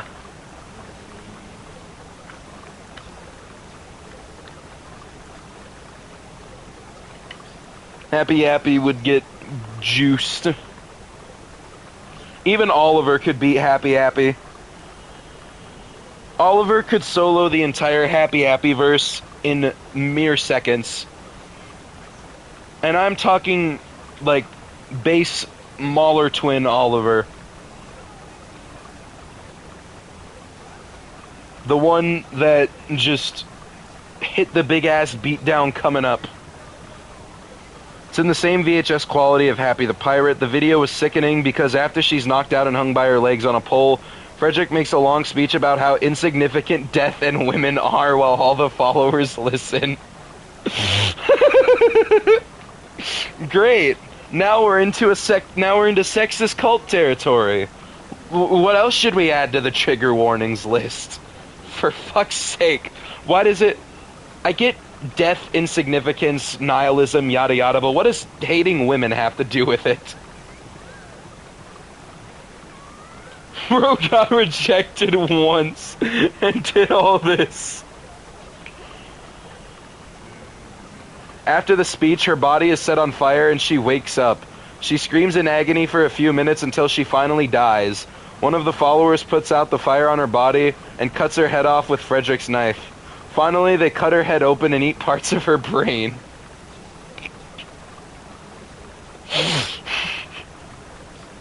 This goes on for a couple of minutes, but it felt like an hour. The entire thing looked like a cult gathering. No shit! And everything about the video was just awful. I really need to stop this thing before it progresses to the point where my entire family is dead. Also, I heard that Newport was promoted to the rank of sergeant. Good for him. Post 10 of 64, by the way.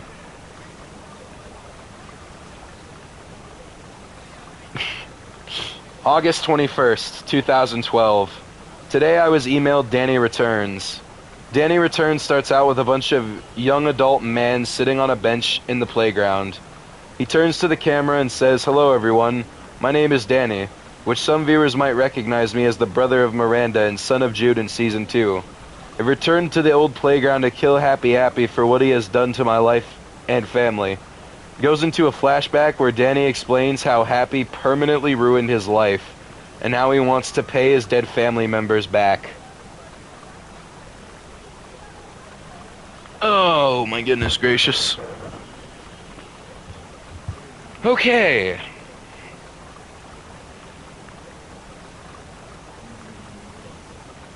I believe my dinner should be done. This will be our brief intermission. I'll be back later. I'm just gonna pause though. So, who knows?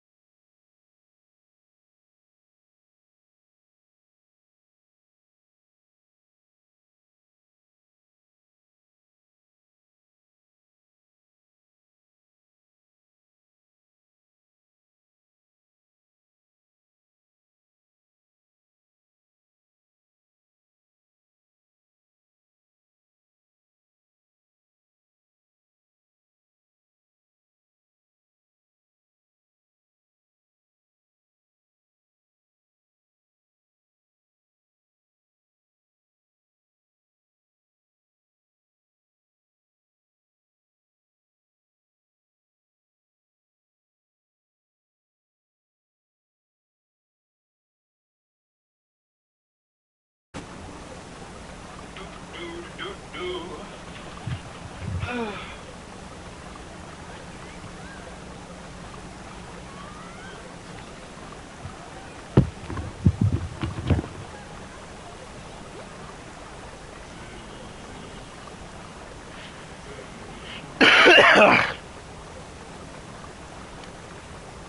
Miss Cringe. I have returned from the dinner and the sustenance obtainment. At 9, my time, I have to take care of my dogs, but then, of course, I'm fully free after that, so there's about one more break that's guaranteed to happen. Savor it while you can. Alright. We're on post 10, right? I believe so.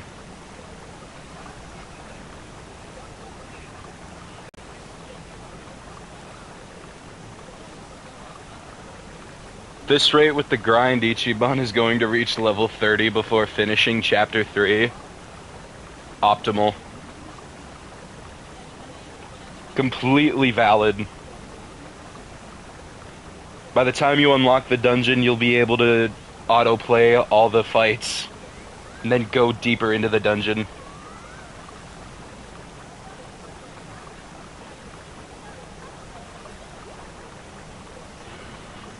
He sees a kid playing in the sand pit and gasps at the fact that Happy Appy is coming near him. We're off to a fantastic start.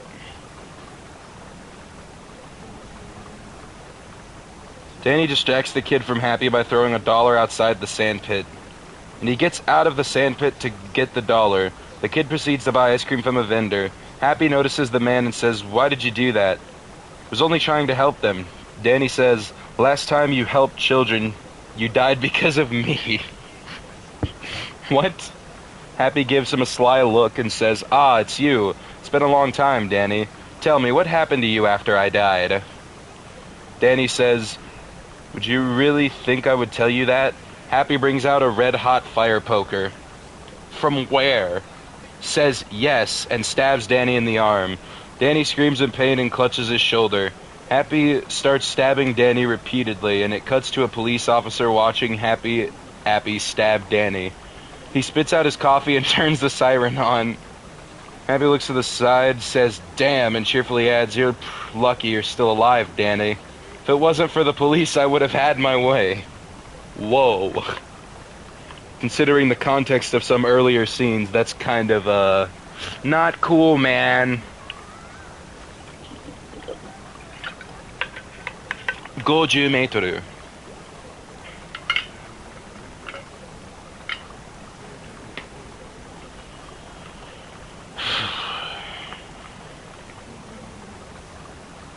Happy runs to his van and drives off with the police car chasing him. It cuts to Happy on a freeway in his van with the subtitle 1 hour later present. The inside of the van actually looked normal for once. There was no blood, organs, painting of roses, or knives or saws. I wonder why it's clean this time. Happy goes to his house but notices smoke coming from where his house was. Worriedly, he parks his car and notices that his house was burned down. Happy is infuriated and finds a note on the ground saying that Danny set his house on fire in revenge for what Happy did to him. Happy finally snaps and runs to his van, driving off to the playground. The episode ends with no music over the credits, and it went to the promo for a new episode, A Day at the Tracks. Happy announces over the radio that a grand race for charities will happen, and the kids are only allowed to race. It shows children lining up to race in Ron Raisin's grand race. It looks innocent enough, but the very last second where it zooms out over the race, two things are noticeable. First off, the kids seem to be lining up at what looks like abandoned train tracks. Secondly, Forensic is barely seen handing out flyers for the race. Tell me we are about to have an episode where Happy Appy and the gang convince a bunch of children to race on train tracks, and then fucking Subway Surfers them. Please tell me that's what we're foreshadowing here, because that would be fucking hilarious.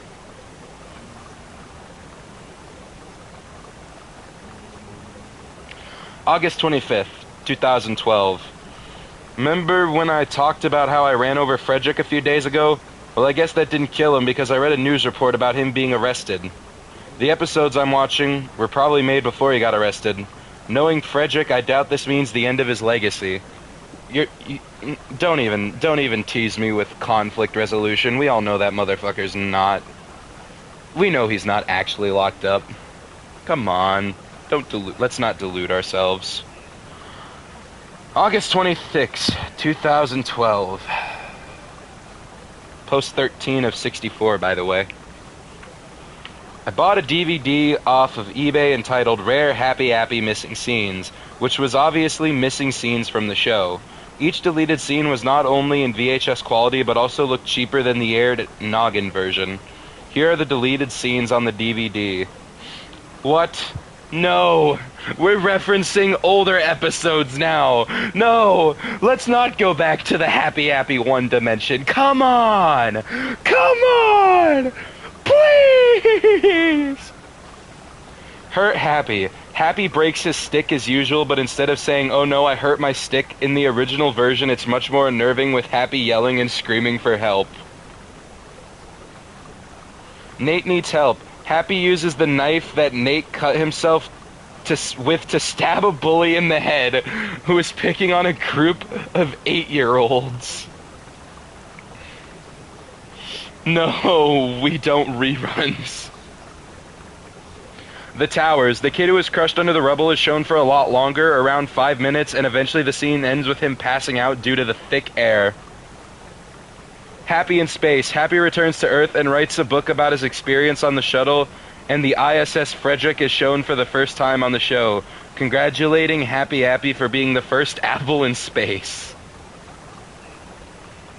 Hospital doctor. The nurse calls the police on Happy, but is shot in the back of the head by Frederick, who happens to see this. Happy's parlor. A clay banana puppet is kidnapped and killed off screen. After this, Happy walks back in with the yellow ice cream cone and takes a bite out of it. These scenes are very interesting. As for the out-of-place deleted scenes in Hurt Happy and Nate Needs Help, I can safely assume they were created by Frederick and not by the original cast. August 27th, 2012. Today I watched A Day at the Tracks. It begins with Happy Appy saying, "Hey kids, your old pal Happy Appy is going to host a race tomorrow." It cuts to Happy near a mountainside, setting up various decor for the race. He says the race is for kids only and costs $1 to get in. After that, Frederick walks in and says, "Hello there. Happy, did you miss me? I sure missed you. Anyways, did you want me to hand out flyers for this race?" Happy agrees, and Frederick is seen giving people flyers for 2 minutes. He does various techniques to get people to join the race. Frederick staples flyers to telephone poles, hands out flyers on the street, and puts the flyers in people's mailboxes. Interestingly, some of the shots have Frederick badly green screened on black and white 19. It cuts to a day later, where a few kids come to Happy's race. They get dressed in racing outfits and stand on the starting line. Happy Appy is seen in a dressing room getting dressed in a mascot costume. I'm dressing up as Raw and Raisin so that the kids won't realize that I'm hosting it. After that, more kids come and join Happy's race. A raisin puppet walks up to the stand and checks the microphone, and after that he says, "Welcome to Ron Raisin's Grand Race. Make sure you grab a map and a bottle of water for this race, as it will be long but rewarding." The children go to a stand run by a man who looks like Mervyn Payton, and they take a bottle of water and map each. Doo-doo. After that, Ron says, "Now whoever is in first place in the race will get a prize of $1,000. Jesus. There's no way they would offer young children that much money, right? Second place winner gets $500, third place gets $250, and everyone else will get $10. A free race. Everybody gets $10 even if they don't win. Come on. Come the fuck on. The kids cheer and Ron says, "On your mark, get set, go." And the kids run down the tracks. A bunch of stock footage of kids running and or walking plays. When all the races are gone... What? Oh, right, my bad. I just had a very concerning moment for a second. Ron unzips himself and Happy starts laughing insanely. After throwing the Ron Raisin costume to the side, Happy says, "What the kids don't know is that at a certain point in the race there will be a long, dark tunnel. My friend's followers will be in that tunnel waiting to kill them all. If that doesn't stop them, the water will surely get them." Proceeds to walk off screen but comes back and says, "What? Did you expect me to have a train to mow them down?" Yes. Yes, I did. I did, actually. I was kind of hoping for that. So fuck you for speaking to me, Happy Appy, you prick. More stock footage of people running is seen, with around a quarter of it being teenagers and adults running. After this, the children go into an old abandoned tunnel in a still shot. After a minute, some children start screaming and the cutting of flesh is barely heard. Suddenly, the scene goes absolutely batshit insane. Kids are screaming as various... Wow, actual originality. Who could have guessed?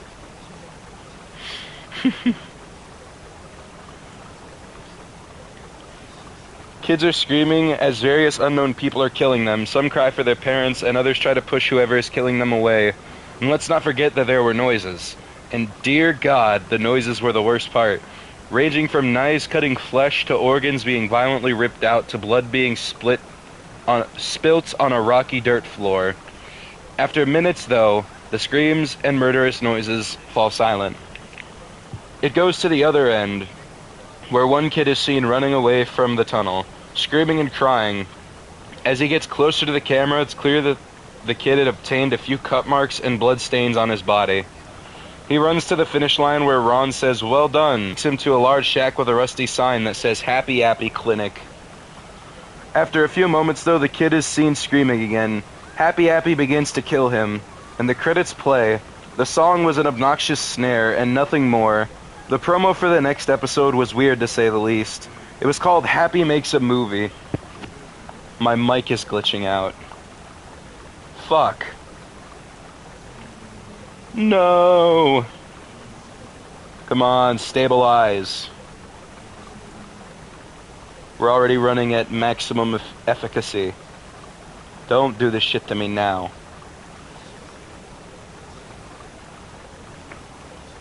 The Happy Appy cyber attack cannot be allowed to stand.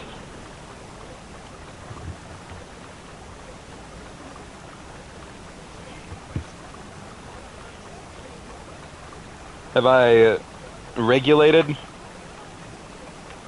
I sounded normal when I checked it on my end, but I'm not sure.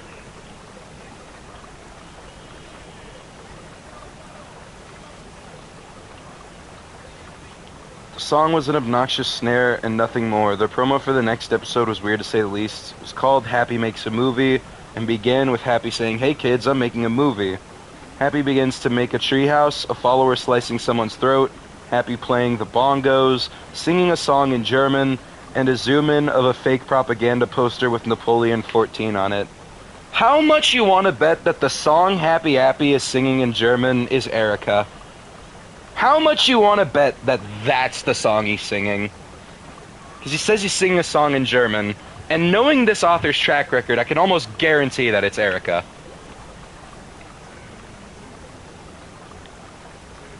Because that is just the exact type of edginess that I would expect from this.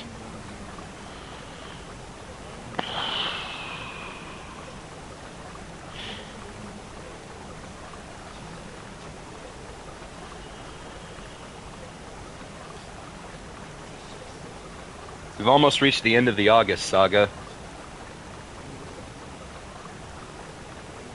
I don't think Erica is the Nazi anthem. I think it's a song they sang while marching. Hold on. I should look it up. I don't want to spread misinformation about World War II.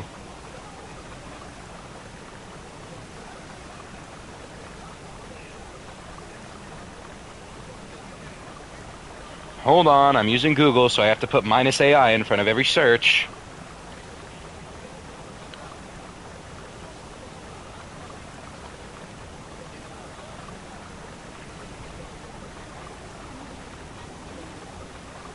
Okay. Der Heide. German marching song published 1938 during the Nazi regime. The song was then soon used as a soldier song by the Wehrmacht. Okay. That makes sense. Alright. We learned something.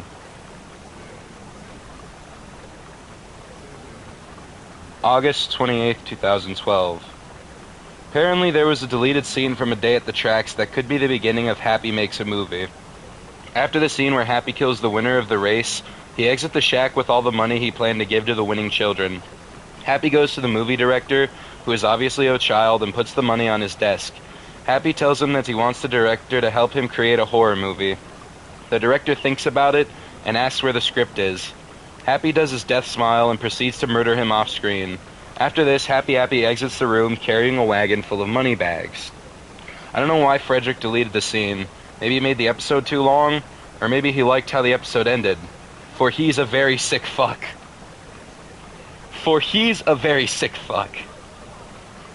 It's the final post of the month of August.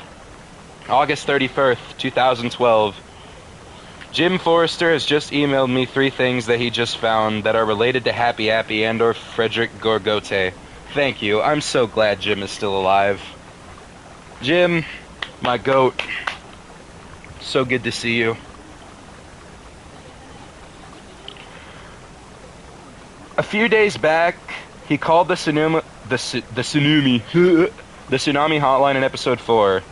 Sometime during the only time I called it and when I got Happy the Pirate, the line must have gone out of service since he heard the "your call could not be completed" recording.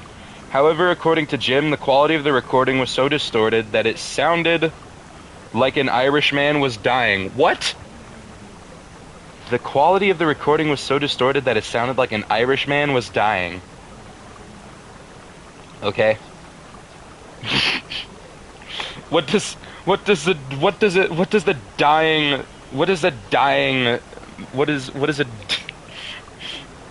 dying Irishman sound like?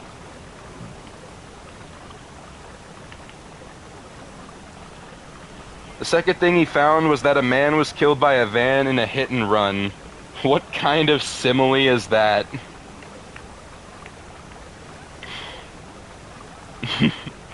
It's a very interesting one. The second thing he found was that a man was killed by a van in a hit and run in Corpus Christi, Texas. We're going to Texas in search of religious tolerance? It doesn't sound noteworthy, unless it involved an employee or Frederick, but there were 3 facts about this murder that I felt needed a mention on the blog. The first fact was that the man was Nate from Nate Needs Help. How do I know this? When Nate was killed, he was 5 days after turning 20, which means Nate was around 6 when he starred in Happy. The news article had a photo that showed him on his 6th birthday. He looked almost exactly like he did in Nate Needs Help. The second fact was that also on the news article was a picture of the van taken a minute before it ran over Nate. It shows the unknown assailant going into the van, which looks exactly like Happy's van. It's the same color, has the same window tints, and even has the license plate, HPYAPY. The third and last fact was that Nate was killed the day before I got the email with Happy the Pirate. The last thing was that the girl who played Abigail is one of the few Season 2 casts to survive throughout the years, since she had sent Jim a letter confirming she's still alive. Alright, we finished the month of August in our Happy 2 expedition. Let's see what post number we're at. That was the first 16 posts. The first 16 of 64.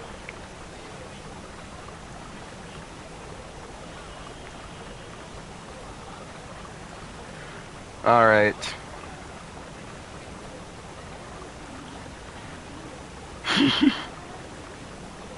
September 3rd, 2012. Today I was sent the episode Happy Makes a Movie. Before I tell you about the episode, however, I'd like to mention that along with the episode, They're Coming to Take Me Away, haha, was included with the download. It was the same slightly distorted version from Happy the Pirate, but in full length. In this version, the background noise was much more noticeable and the sirens sound much different from the more popular version. It's as if this was a rough draft of the song, which, if so, I wonder how it was obtained. Knowing how obsessed Frederick is, I wouldn't be surprised that he stole it from a vault, or even from the original person who created the song.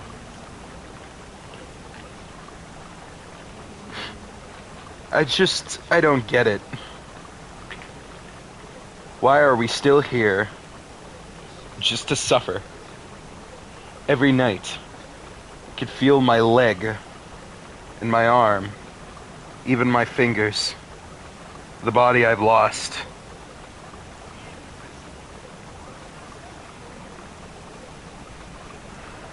The episode begins with Happy Appy at an animated movie studio. Why would it be kept in a vault? To seal the sins away forever. Some clay fruit puppets are in the background setting up what appears to be a horror movie set. Happy turns to the camera and says, "Hello children, your old pal Happy Appy is making a movie today.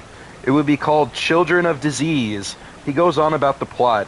An insane man goes around killing children that have been deemed as a disease by the killer. It must have been inspired by Frederick. He films the first scene where a news person talks about a serial killer who murders children. After that, Happy begins to film the first murder scene. He tells everyone but the kid who would be in the scene to go away. Even though he said it very suspiciously, the crew members, who are, of course, children, leave the studio. Happy talks to the kid, whose name was Andrew, about how he's going to be a star in a very popular movie. Andrew is seen walking in a forest set, wielding a flashlight. All of a sudden, Frederick jumps from the side and stabs the kid. What followed was another snuff film scene, but this time it was thankfully quick, at almost 2 minutes. After that, Happy turns to the camera, blood on his face, and gives a death smile for a minute, before he tells the crew to come back in. The crew walks in and Happy is shown cleaning up the bloodstains of the kid. When a crewman asks what happened, Happy says, "Oh, I'm just cleaning up the remains of the blood pack."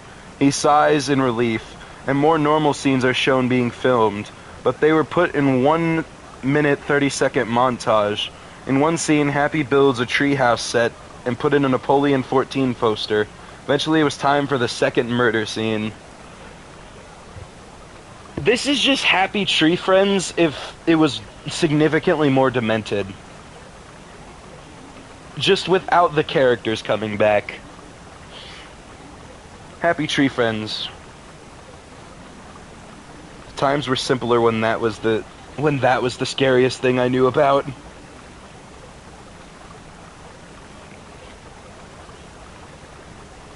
Happy told the crew to go away, and they did, but one of them hid and watched what happened. The following scenes were seen from the point of view of the crewmen.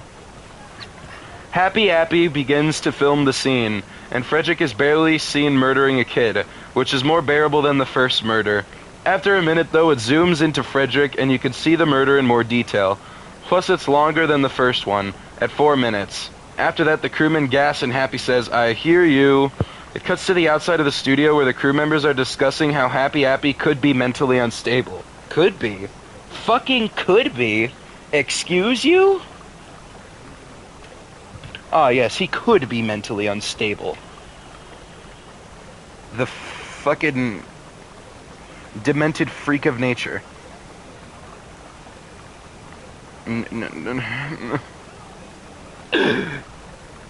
I feel like I'm being murdered slowly.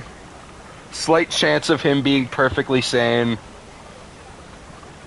Totally. Happy argues with the crewman for a minute, and like the scene in Happy the Pirate with the bully, the crewman gets killed by Happy Appy. But this time, Frederick helps kill the crewman. It occasionally showed the reactions of the other crew members, ranging from curiousness to horrified and even a smug look. After a minute, Happy Appy tells the crew to come back in. They do so as he says, and the first thing they see is Happy with his back turned to them. One of the crewwomen says, "What happened, Happy?" Happy slowly turns around with an insane appearance. His right eye was twitching slowly. There was blood on Happy's teeth. He had rapid breathing, and he held a knife in his left hand. The employees were creeped out at Happy's appearance. When one employee said, "Happy Appy, are you okay?" Happy said in a high-pitched, stuttering voice, "I'm fine, my friends. Just come over here, and I'll show you a couple of changes to the script I made." After that, multiple forensics lock the doors to the studios, and it cuts to the outside of the studio where the crew scream as the forensics murder them. It was a little gorier than the scene from A Day at the Tracks. Various sickening sounds could be heard, like the insane laughter of the forensics in Happy Appy, the cutting of flesh and various body parts falling to a cold concrete floor, as well as someone's head hitting said floor, horrified screams that turned into gurgles, and the employees struggling to get away and unlock the doors. After that scene, it went to the credits, which were surprisingly normal. That is, until it got to the preview for the next episode, Happy's Hotel. It starts out with Happy Appy in a hotel lobby putting up various pieces of furniture. He turns to the camera and says, "I'm going to own a hotel today." The rest of the promo shows children sleeping in a room, with a big shadow looming over them. The end of the promo said that it would be released on the 17th, meaning that I would have to wait 2 weeks before I see this episode. Just from what I remember, the employees are kids. Yeah, I remember that too.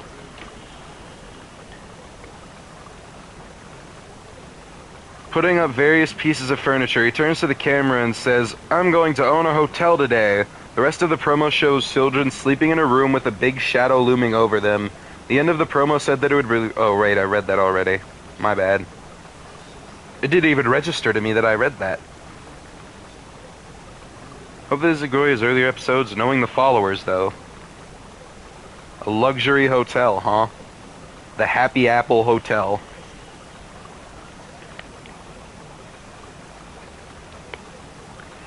September 5th, 2012. I was right. Frederick broke out. The newspaper came today, and it read that several criminals have escaped and citizens must stay inside until they have either been captured or killed.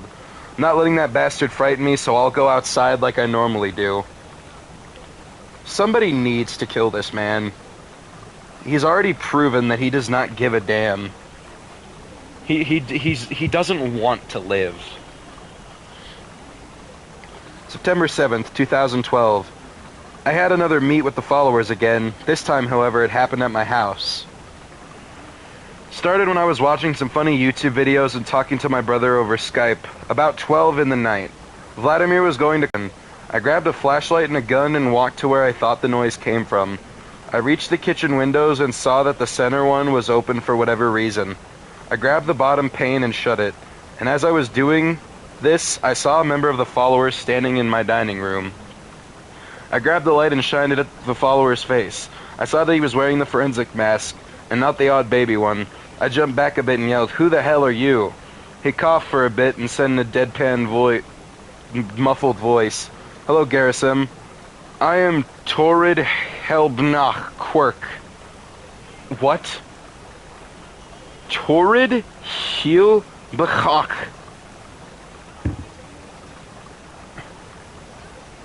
What the fuck?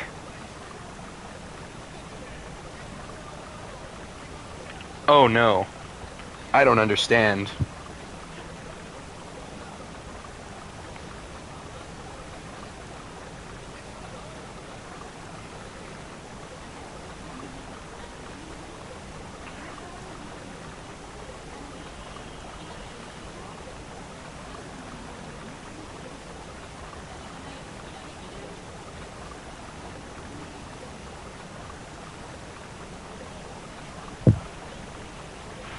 Oh, God.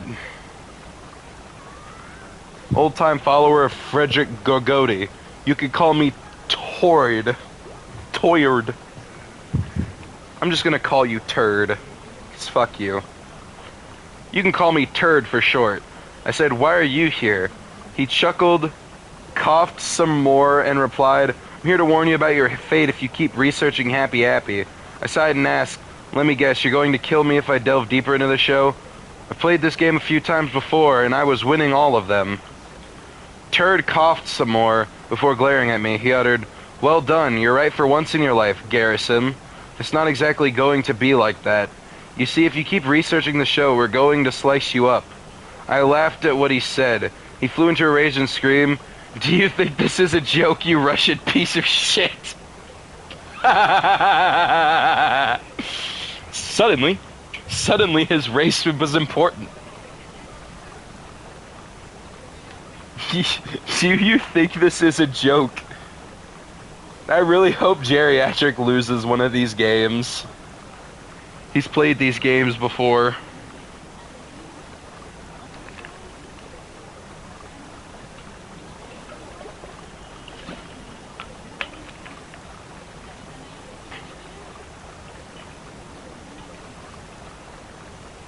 I decided to respect him and stop laughing at his threat. Telling him to calm down, Turd calmly replied, okay, I apologize for that outburst. You see, we're going to grab you by the hair one day and knock you out, like Happy did to the boy in Happy's parlor. We'll drag you back to where we're hiding, which I will not tell you, and we'll torture you in the most natural way possible. Slowly, that is." He chuckled, which turned into a boisterous madman cackle.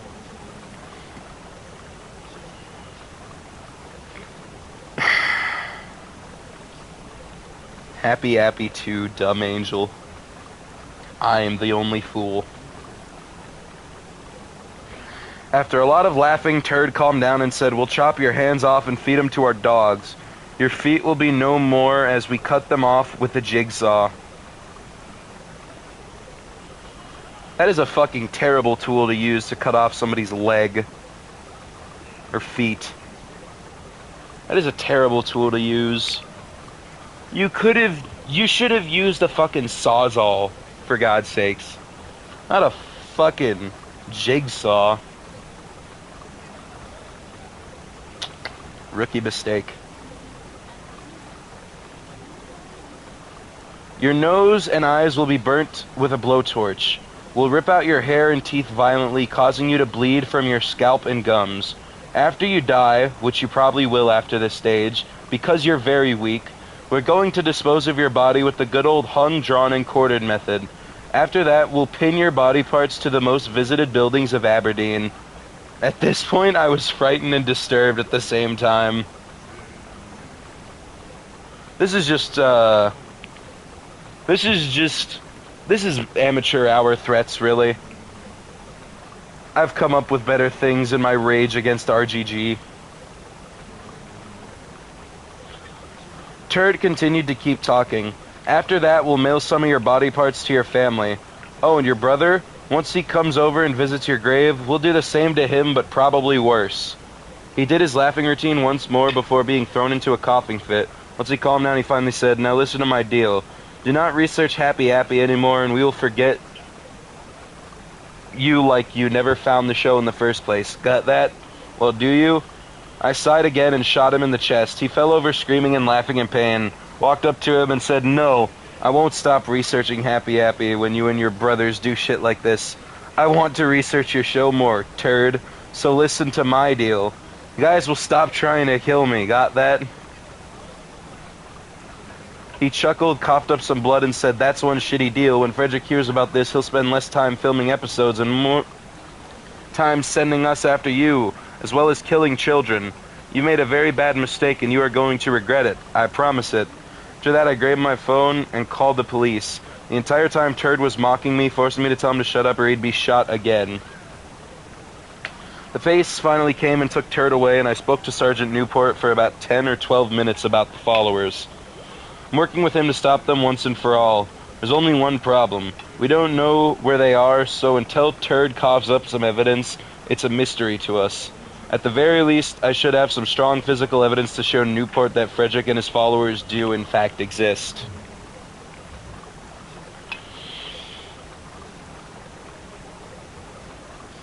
Oh boy, we're approaching the funny date. I wonder if it's ever going to get...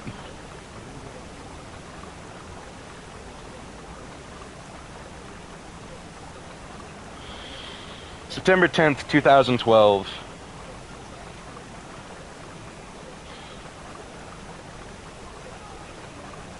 On the 9th, I got a call from Jim Forrester.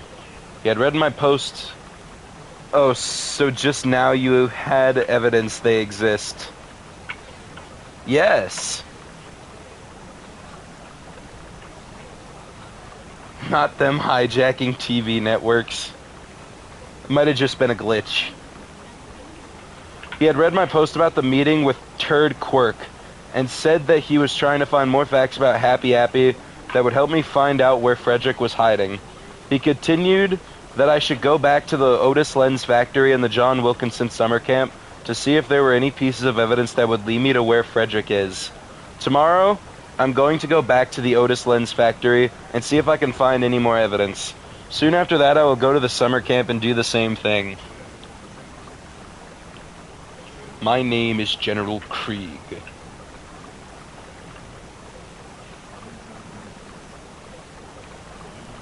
I haven't reminded you all of where we are in a while. We're at post 21 of 64, by the way. September 11th, 2012. Today I went back to the Otis Lens factory. Before you ask, I did find some evidence. Took the same road I had taken on August 17th to get to the factory. As I reached the old parking lot, I parked my car in the space that was closest to the double doors. The reason is that if there was a follower there, I could get to my car quicker, not have to run across the parking lot. Grabbing the flashlight and gun from my meet with Turd, as well as a notebook and pen for when I find any evidence, I went into the factory. Instantly, I saw that it wasn't the same as the first time I went there. Tristan Drew's dead body wasn't there, but the chair was. Also, one of the large machines near the back was missing. As I left the room where I found Tristan, I found myself inside the room where the employees built the furniture. The conveyor belt was still there, as was some of the tools, but the room was empty otherwise. I went into the room next to it. The conveyor belt continued, but since there were old, dirty cardboard boxes on the ground, I knew that this was the packaging room. The room next to it was where they shipped the furniture to various retailers. The belt finally stopped, and next to it there was an intact box of furniture made by the factory. It was covered with dirt, but I dusted it off and found out that the box contained a chair. I proceeded to open the box, but I did it away from me. If this was a trap made by Frederick or one of his followers. After dumping the contents, I found out that the box anticlimactically contained nothing more than the parts of a chair. I went back to the main room to see if I could find any evidence. To the right was a door leading to the offices of the owners of the factory. The door was locked, so I had to destroy the lock with the tools in the furniture assembly room.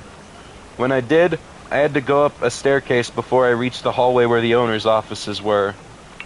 There were 2 on the left side, while there were 3 on the right side. I chose the first office on the right.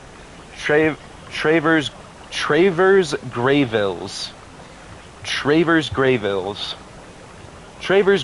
office, because I was closer to it than the others. I opened the door and looked inside.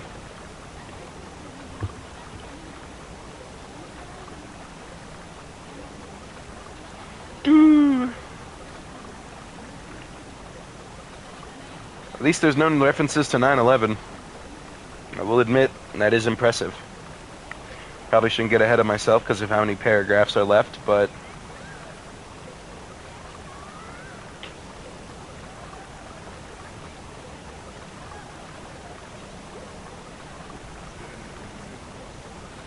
Because the door to the offices was locked, there was very few missing items inside.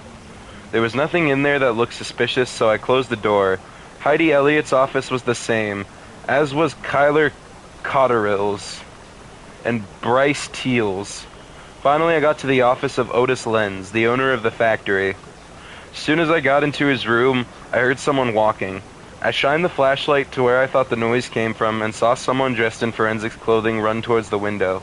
He was about to jump when he turned his head towards me and nodded. He jumped out the window and landed on the roof of another building nearby. Knowing that a follower of Frederick had messed with this room, I started looking around the room for any evidence. The first place I checked was the bookcase near Otis's desk, since that was the easiest place to hide something. The books were all neatly placed together, albeit beginning to rot. Until I got to the bottom row. There I saw that a few books were sticking out from the rest. I took those books out and found a note. Unfolding it, I saw that the paper not only had two veteran followers of Frederick, Milton Barrett and Mervyn Peyton, but it had a new one, Kit Nils, stuffing the note into my pocket. I checked Otis's desk for more evidence. I started with the smaller drawers and worked my way up to the big one. Each drawer had nothing in it except for the largest one. When I pulled the large drawer out, a rolled-up note came into view. Unfurling it, I read the contents. Frederick, I am now at the Otis Lens factory. Since Garrison is coming to look for evidence and possibly break into our hideout with the police, I'm going to put a note to not waste his time here. After I come back, I'll talk to you about the John Wilkinson summer camp. Sincerely, Milton Barrett.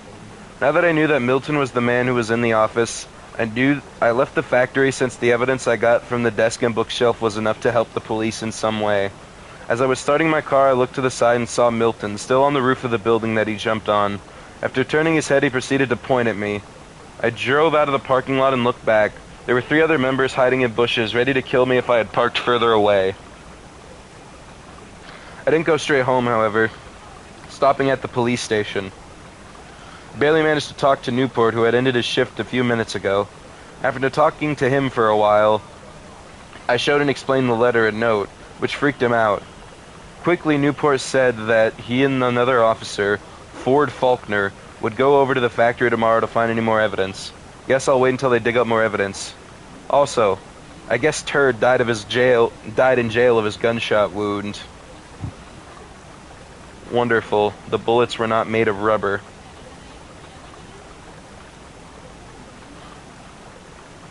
September 14th, 2012. Got an email from Newport today. Said that even though he didn't find a follower, he did find 2 more pieces of evidence. The first was a glove that might have belonged to Milton when he jumped away from the building. The second was a torn jacket in the packaging room. Since the gloves do not have a serial number or tag on them, Newport and Faulkner are going to trace the jacket's serial number to whoever bought it and see if they could make a new advancement.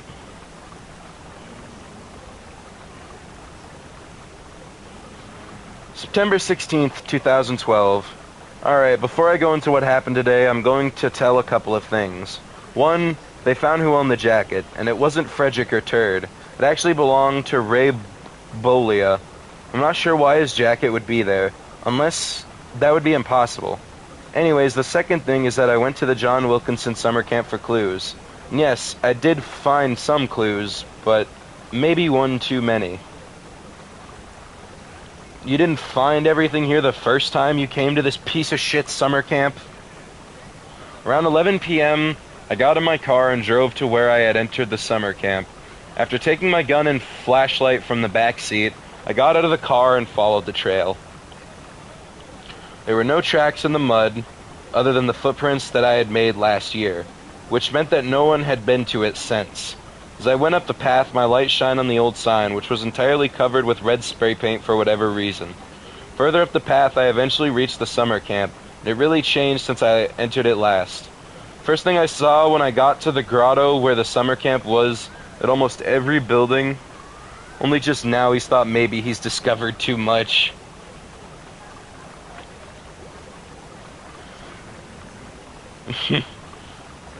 No. It's all a big misunderstanding.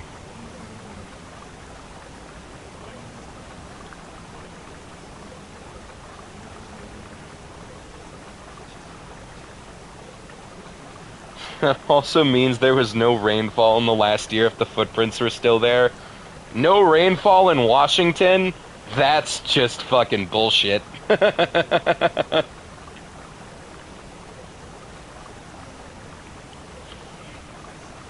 Almost every building on site was burned down. More than likely, some of the followers wanted to get rid of the summer camp so that I couldn't find any more evidence.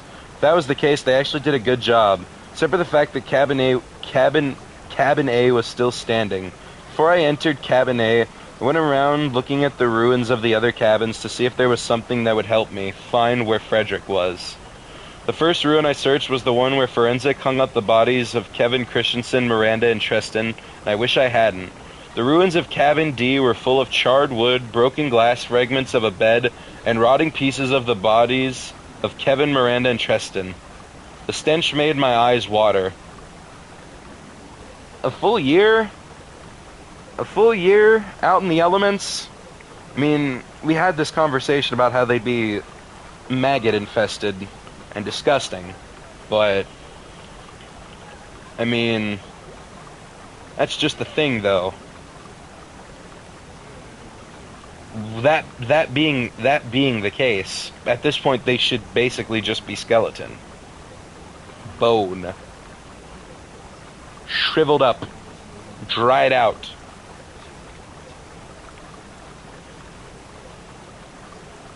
So after a minute I stopped searching for evidence in Cabin D's wreckage. Cabin B and C had no evidence whatsoever, so I was left with Cabin A. When I tried to open the door, it wouldn't budge, so I looked into the cabin. Although it was dark, I could see that someone had put a bed in front of the door. Why are we trying to apply logic here?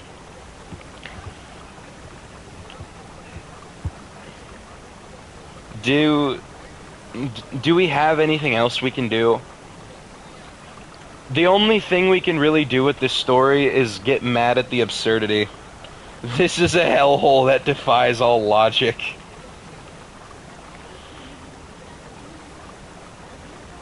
Oh my goodness. I kind of, you know, there were stories that I was mandated to read in school that were 10 times more enjoyable than this. This is what I'm using my free will for. Nice.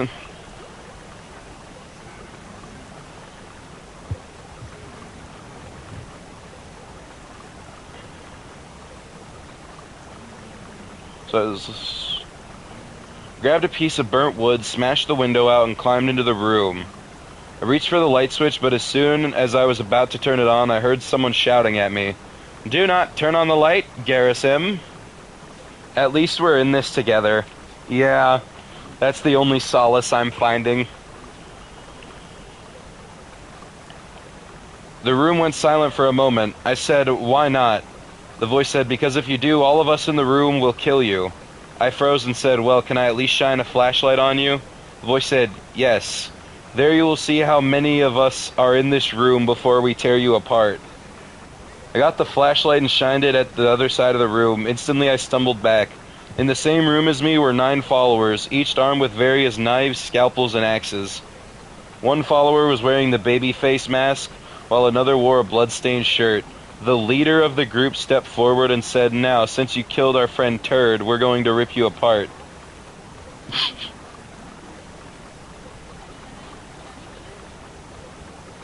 Oh my god. Oh. Stop pre-reading. Just embrace the cringe. Just embrace the cringe.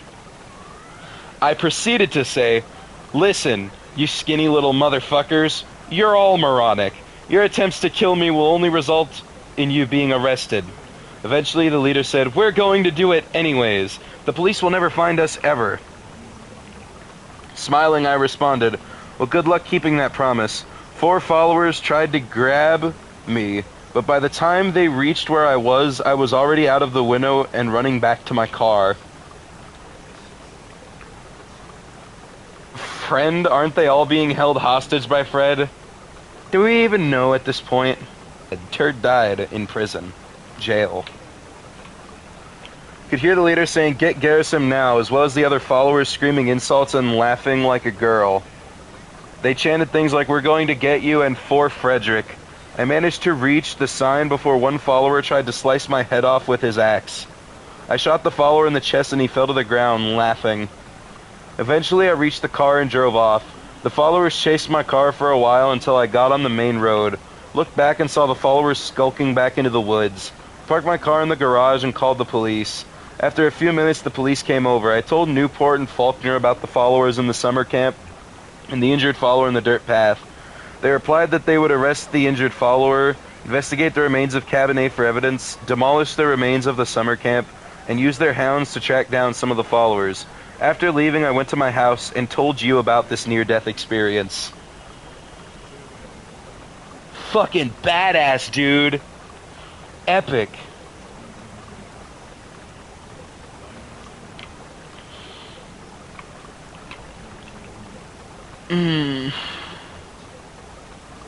September 17th, 2012.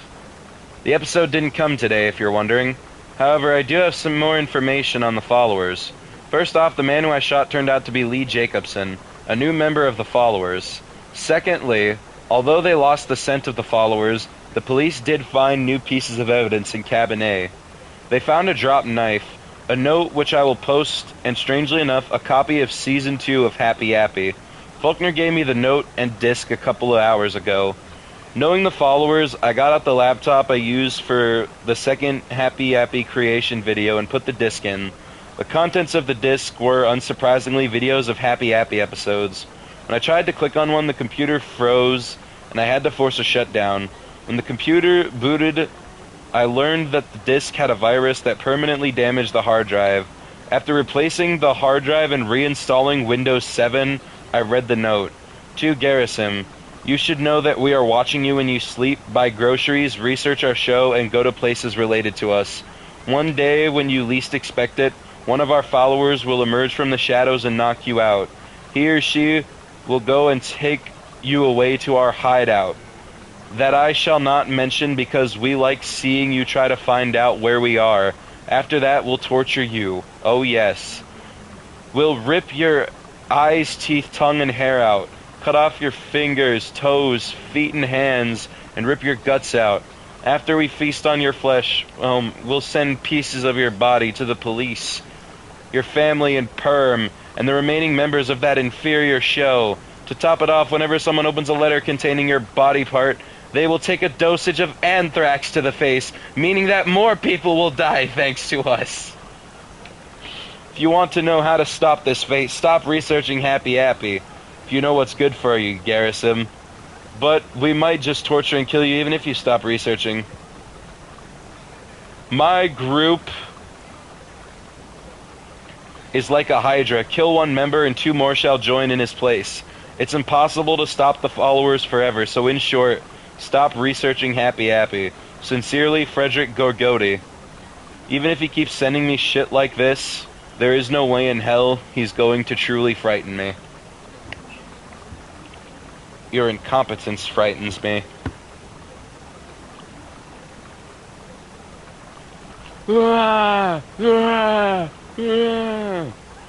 September 18th, 2012. Today I was finally emailed Happy's Hotel by the man. It began with Happy Appy at his ruined house saying, "Hello kids. Today your old pal Happy Appy is going to buy a hotel today." Happy drives a van to a rundown hotel for sale. Happy gets on the phone with the real estate manager and buys the hotel for a mere $5,000. It cuts to a 2-minute montage of Happy Appy refurbishing the hotel with various pieces of furniture, replacing the wallpaper and carpet, and cleaning the bathroom. Interestingly, not only did Happy put up a portrait of Napoleon XIV on the wall, but in the main lobby he put up a portrait of Norman Bates.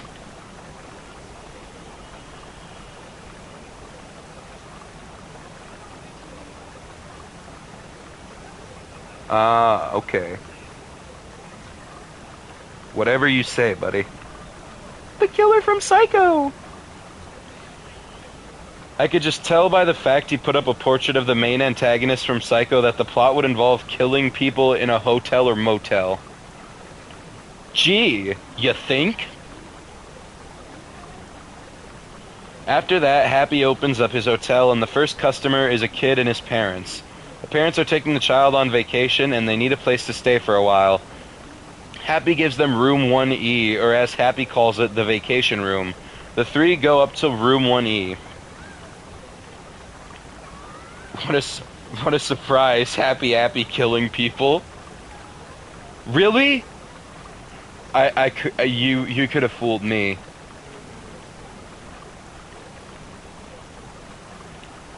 The wall is covered with a panorama of a beach. The furniture is made out of fake bamboo and there is an aquarium near the window. The family thanks Happy and leave for the beach. While they're away, Happy meets up with Frederick, who is in the lobby reading a newspaper. Happy tells him that they have their first customer coming in tonight, where the family is sleeping in their bed. Frederick is seen looming over the 3. He proceeds to lean over the bed, grab his scimitar knife, and quickly slice their throats. After this, Happy does a death smile as Frederick starts cutting up the family off-screen. After a few minutes, Frederick exits the room with a bloody trash bag, goes to the basement, and puts the bag in a metal trash can. 3 days pass, and it's revealed that Happy and Frederick had killed 7 more people and stole the victims' money to buy more torture tools. However, on the 4th day of Happy's hotel opening, Danny is seen at the park reading the news. He reads an article about people mysteriously disappearing at Happy's hotel. Danny is shocked, so he drops the newspaper and storms over to Happy's hotel. He throws the door open and slams his hand on the desk where Happy is, screaming, "Why are you killing people?" Happy gives a death smile and says, "Because it's fun to see them scream, Danny." He replies, "If you don't stop, I will tell the police that you've murdered people." Frederick runs over and tries to stab Danny's head. Danny quickly moves his hand and runs off. Frederick corners him, but Danny grabs a lighter from his pocket and sets the floor on fire. As Danny runs out of the hotel, Happy and Frederick try to put out the fire, but it grows too big to be controlled. Happy and Frederick run out of the hotel, and it shows the hotel on fire until it collapses in. After that, Happy starts a long string of swears while Frederick tries to calm him down. Happy said, "We'll get Danny one day, won't we, Frederick?" Frederick nods his head, and the episode ends. Interestingly, there was no promo for the next episode. Honestly, thanks. I'm glad there's not. September 21st, 2012. Today I researched some more in the Happy Appy movie that had the stop-motion surgery scene. After talking to Jim and looking up on Google and various other websites, I managed to round up 3 confirmed facts about how the fake movie was created. The movie first appeared on black markets a few weeks after Frederick aired The Towers. Part 2 was separated from Part 1 and first appeared a week later. Some members of the crew who helped work on the movie would go on to be the followers, like Willie Batts, Lee Jacobson, and Dudley Franklin. The stop-motion surgery took up most of the time and budget that the crew worked on the movie, which is why the other scenes looked like they had a lower budget than the rest of the episodes. I know it's not a new episode or a meet with a follower, but at least it's something to hold you over until I get the next episode. I would rather you didn't. Truly.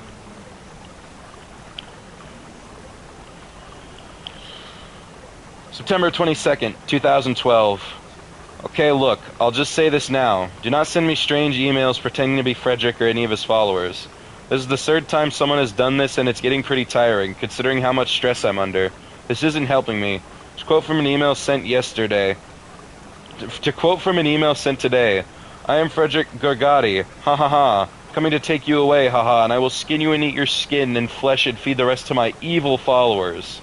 If you're going to try and troll me, at least make new email addresses before doing it. Probably going to be restricting access to only a few people, though, because based on what I've read, people think I'm a fucking maniac. They're right to think you're a fucking maniac. Because based on what I've read, people think I'm a fucking maniac. No shit, Sherlock. This is the most unhinged story ever. Of course people think you're insane. You're a maniac, geriatric.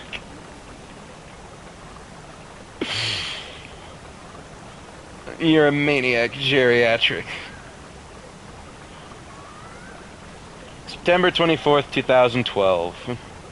Today I was sent Happy in the Demolition Derby by that man. Unlike the other episodes which rehashed the intro from Season 1, the intro for this episode was different. The production reel theme was played on a piano, while reused footage from Season 2 started playing. Interestingly, there wasn't any from the snuff episodes for whatever reason. After the music ended, the title of the episode came up in plain Arial font. The episode begins with Happy passing out flyers as big as his head to random children in the park. He turns to the camera and says, "Hey kids, it's your good old pal Happy Appy. I'm entering a demolition derby tomorrow, and I'm trying to get some kids to support me and come to the race." Cuts to Happy healing a girl who had cut herself on a small piece of wood. Happy tells her that she should come and support him at the demolition derby. She agrees, but says, "Happy, what could I do to support you at a demolition derby?" Happy kindly tells her that she can hold up signs in the audience while he races. I'm gonna guess that these signs are like targets or signifiers for him to like shoot grenades or pipe bombs at the crowd of children. Honestly, that's what my guess is. And I don't see any other possible outcome at this moment. It goes to a few hours later where Happy Appy is seen at a new, larger house watching Hurt Happy on TV. What a narcissist. Someone is heard knocking on the door. Happy opens it and the person knocking turns out to be Frederick, who has a demented smirk on his face. They both talk casually about weather and other things until Happy derails the conversation and orders Frederick to stand close to the bleachers because he has something planned for the event. Frederick somehow knows what Happy is talking about, and they both laugh in high-pitched voices. It cuts to a few days later where it shows Happy and Frederick standing in front of the arena where the derby is going to be held. As Happy is about to enter the arena, Frederick wishes him good luck. Happy's vehicle is shown, which is an ambulance with metal spikes on it. It zooms just into the front of the car, and Happy proceeds to say, "Just so you know, I didn't choose my van for the derby. Old Happy doesn't want his van getting wrecked again." The intercom announces that the derby would start in 5 minutes. For nearly a minute, Happy does a death smile. After that, Happy opens the window and starts waving at the children.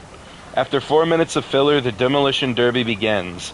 For a while, stock footage of demolition derby from the late 90s plays. It often cuts to Happy Appy driving his vehicle and the children in the audience.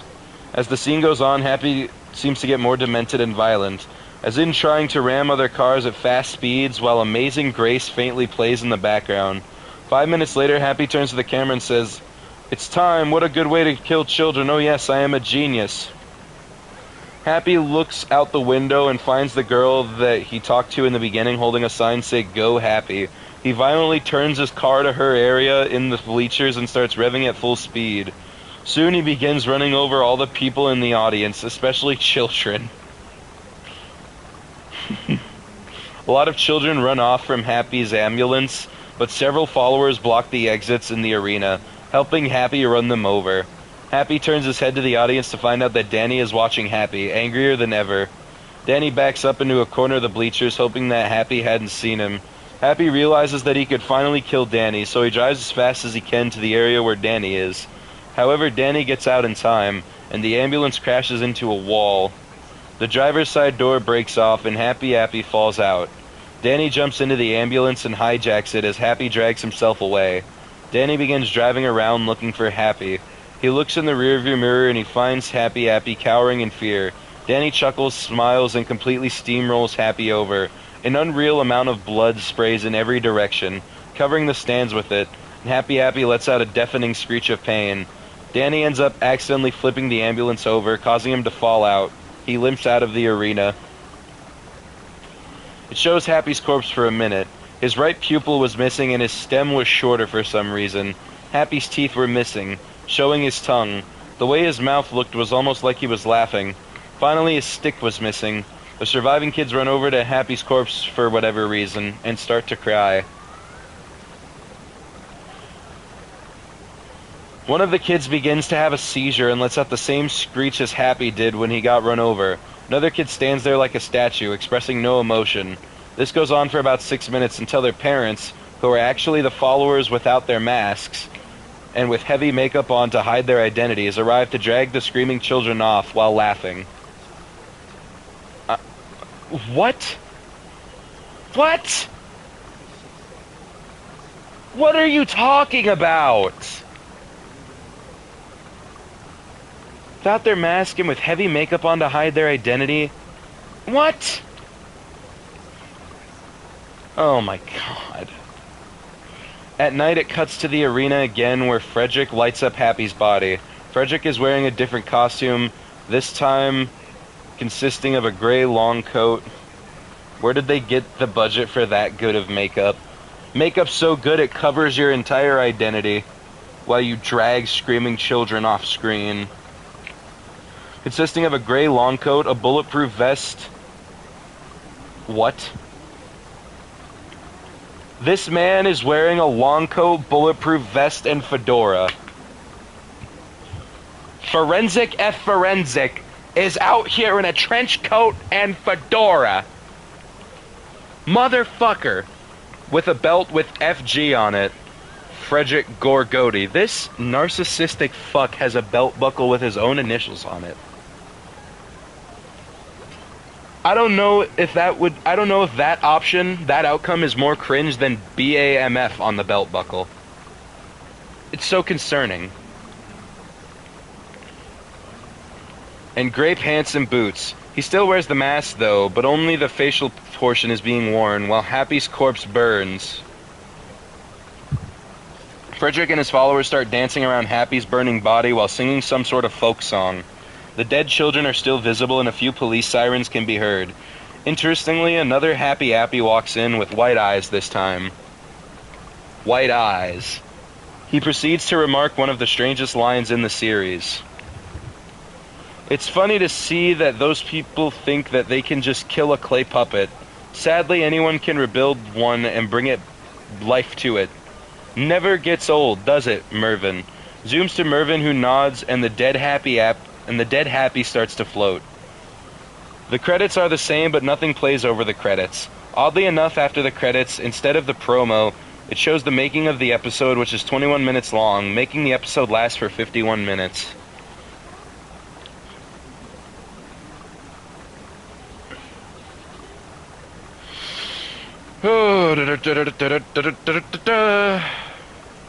It's the last post of September.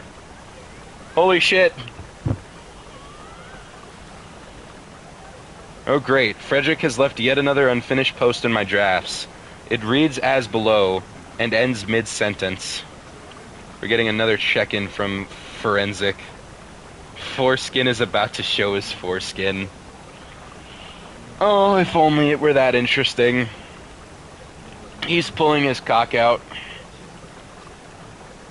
Garrison, you have no idea what I'm going to do to you. I've been particularly busy these past few months making brand new Happy Appy episodes for the black market. However, I thought that I should be focusing on killing you, not making new episodes. My followers are useless. I'll probably kill them late. It appears that I must have woken up again before he finished the post. What? We made it to the end of September, everybody. Woohoo! That's post 29 of 64. Oh, liberty.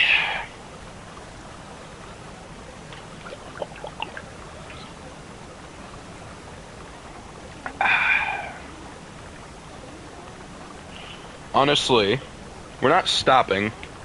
However, it is about time for me to take care of my dogs.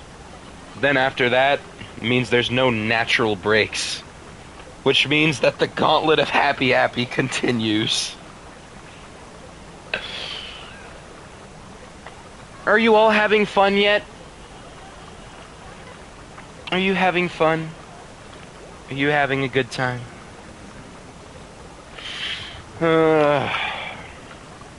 We'll be back for more Forensic and Happy Appy shenanigans after these brief messages from our sponsor, Raid Shadow Legends.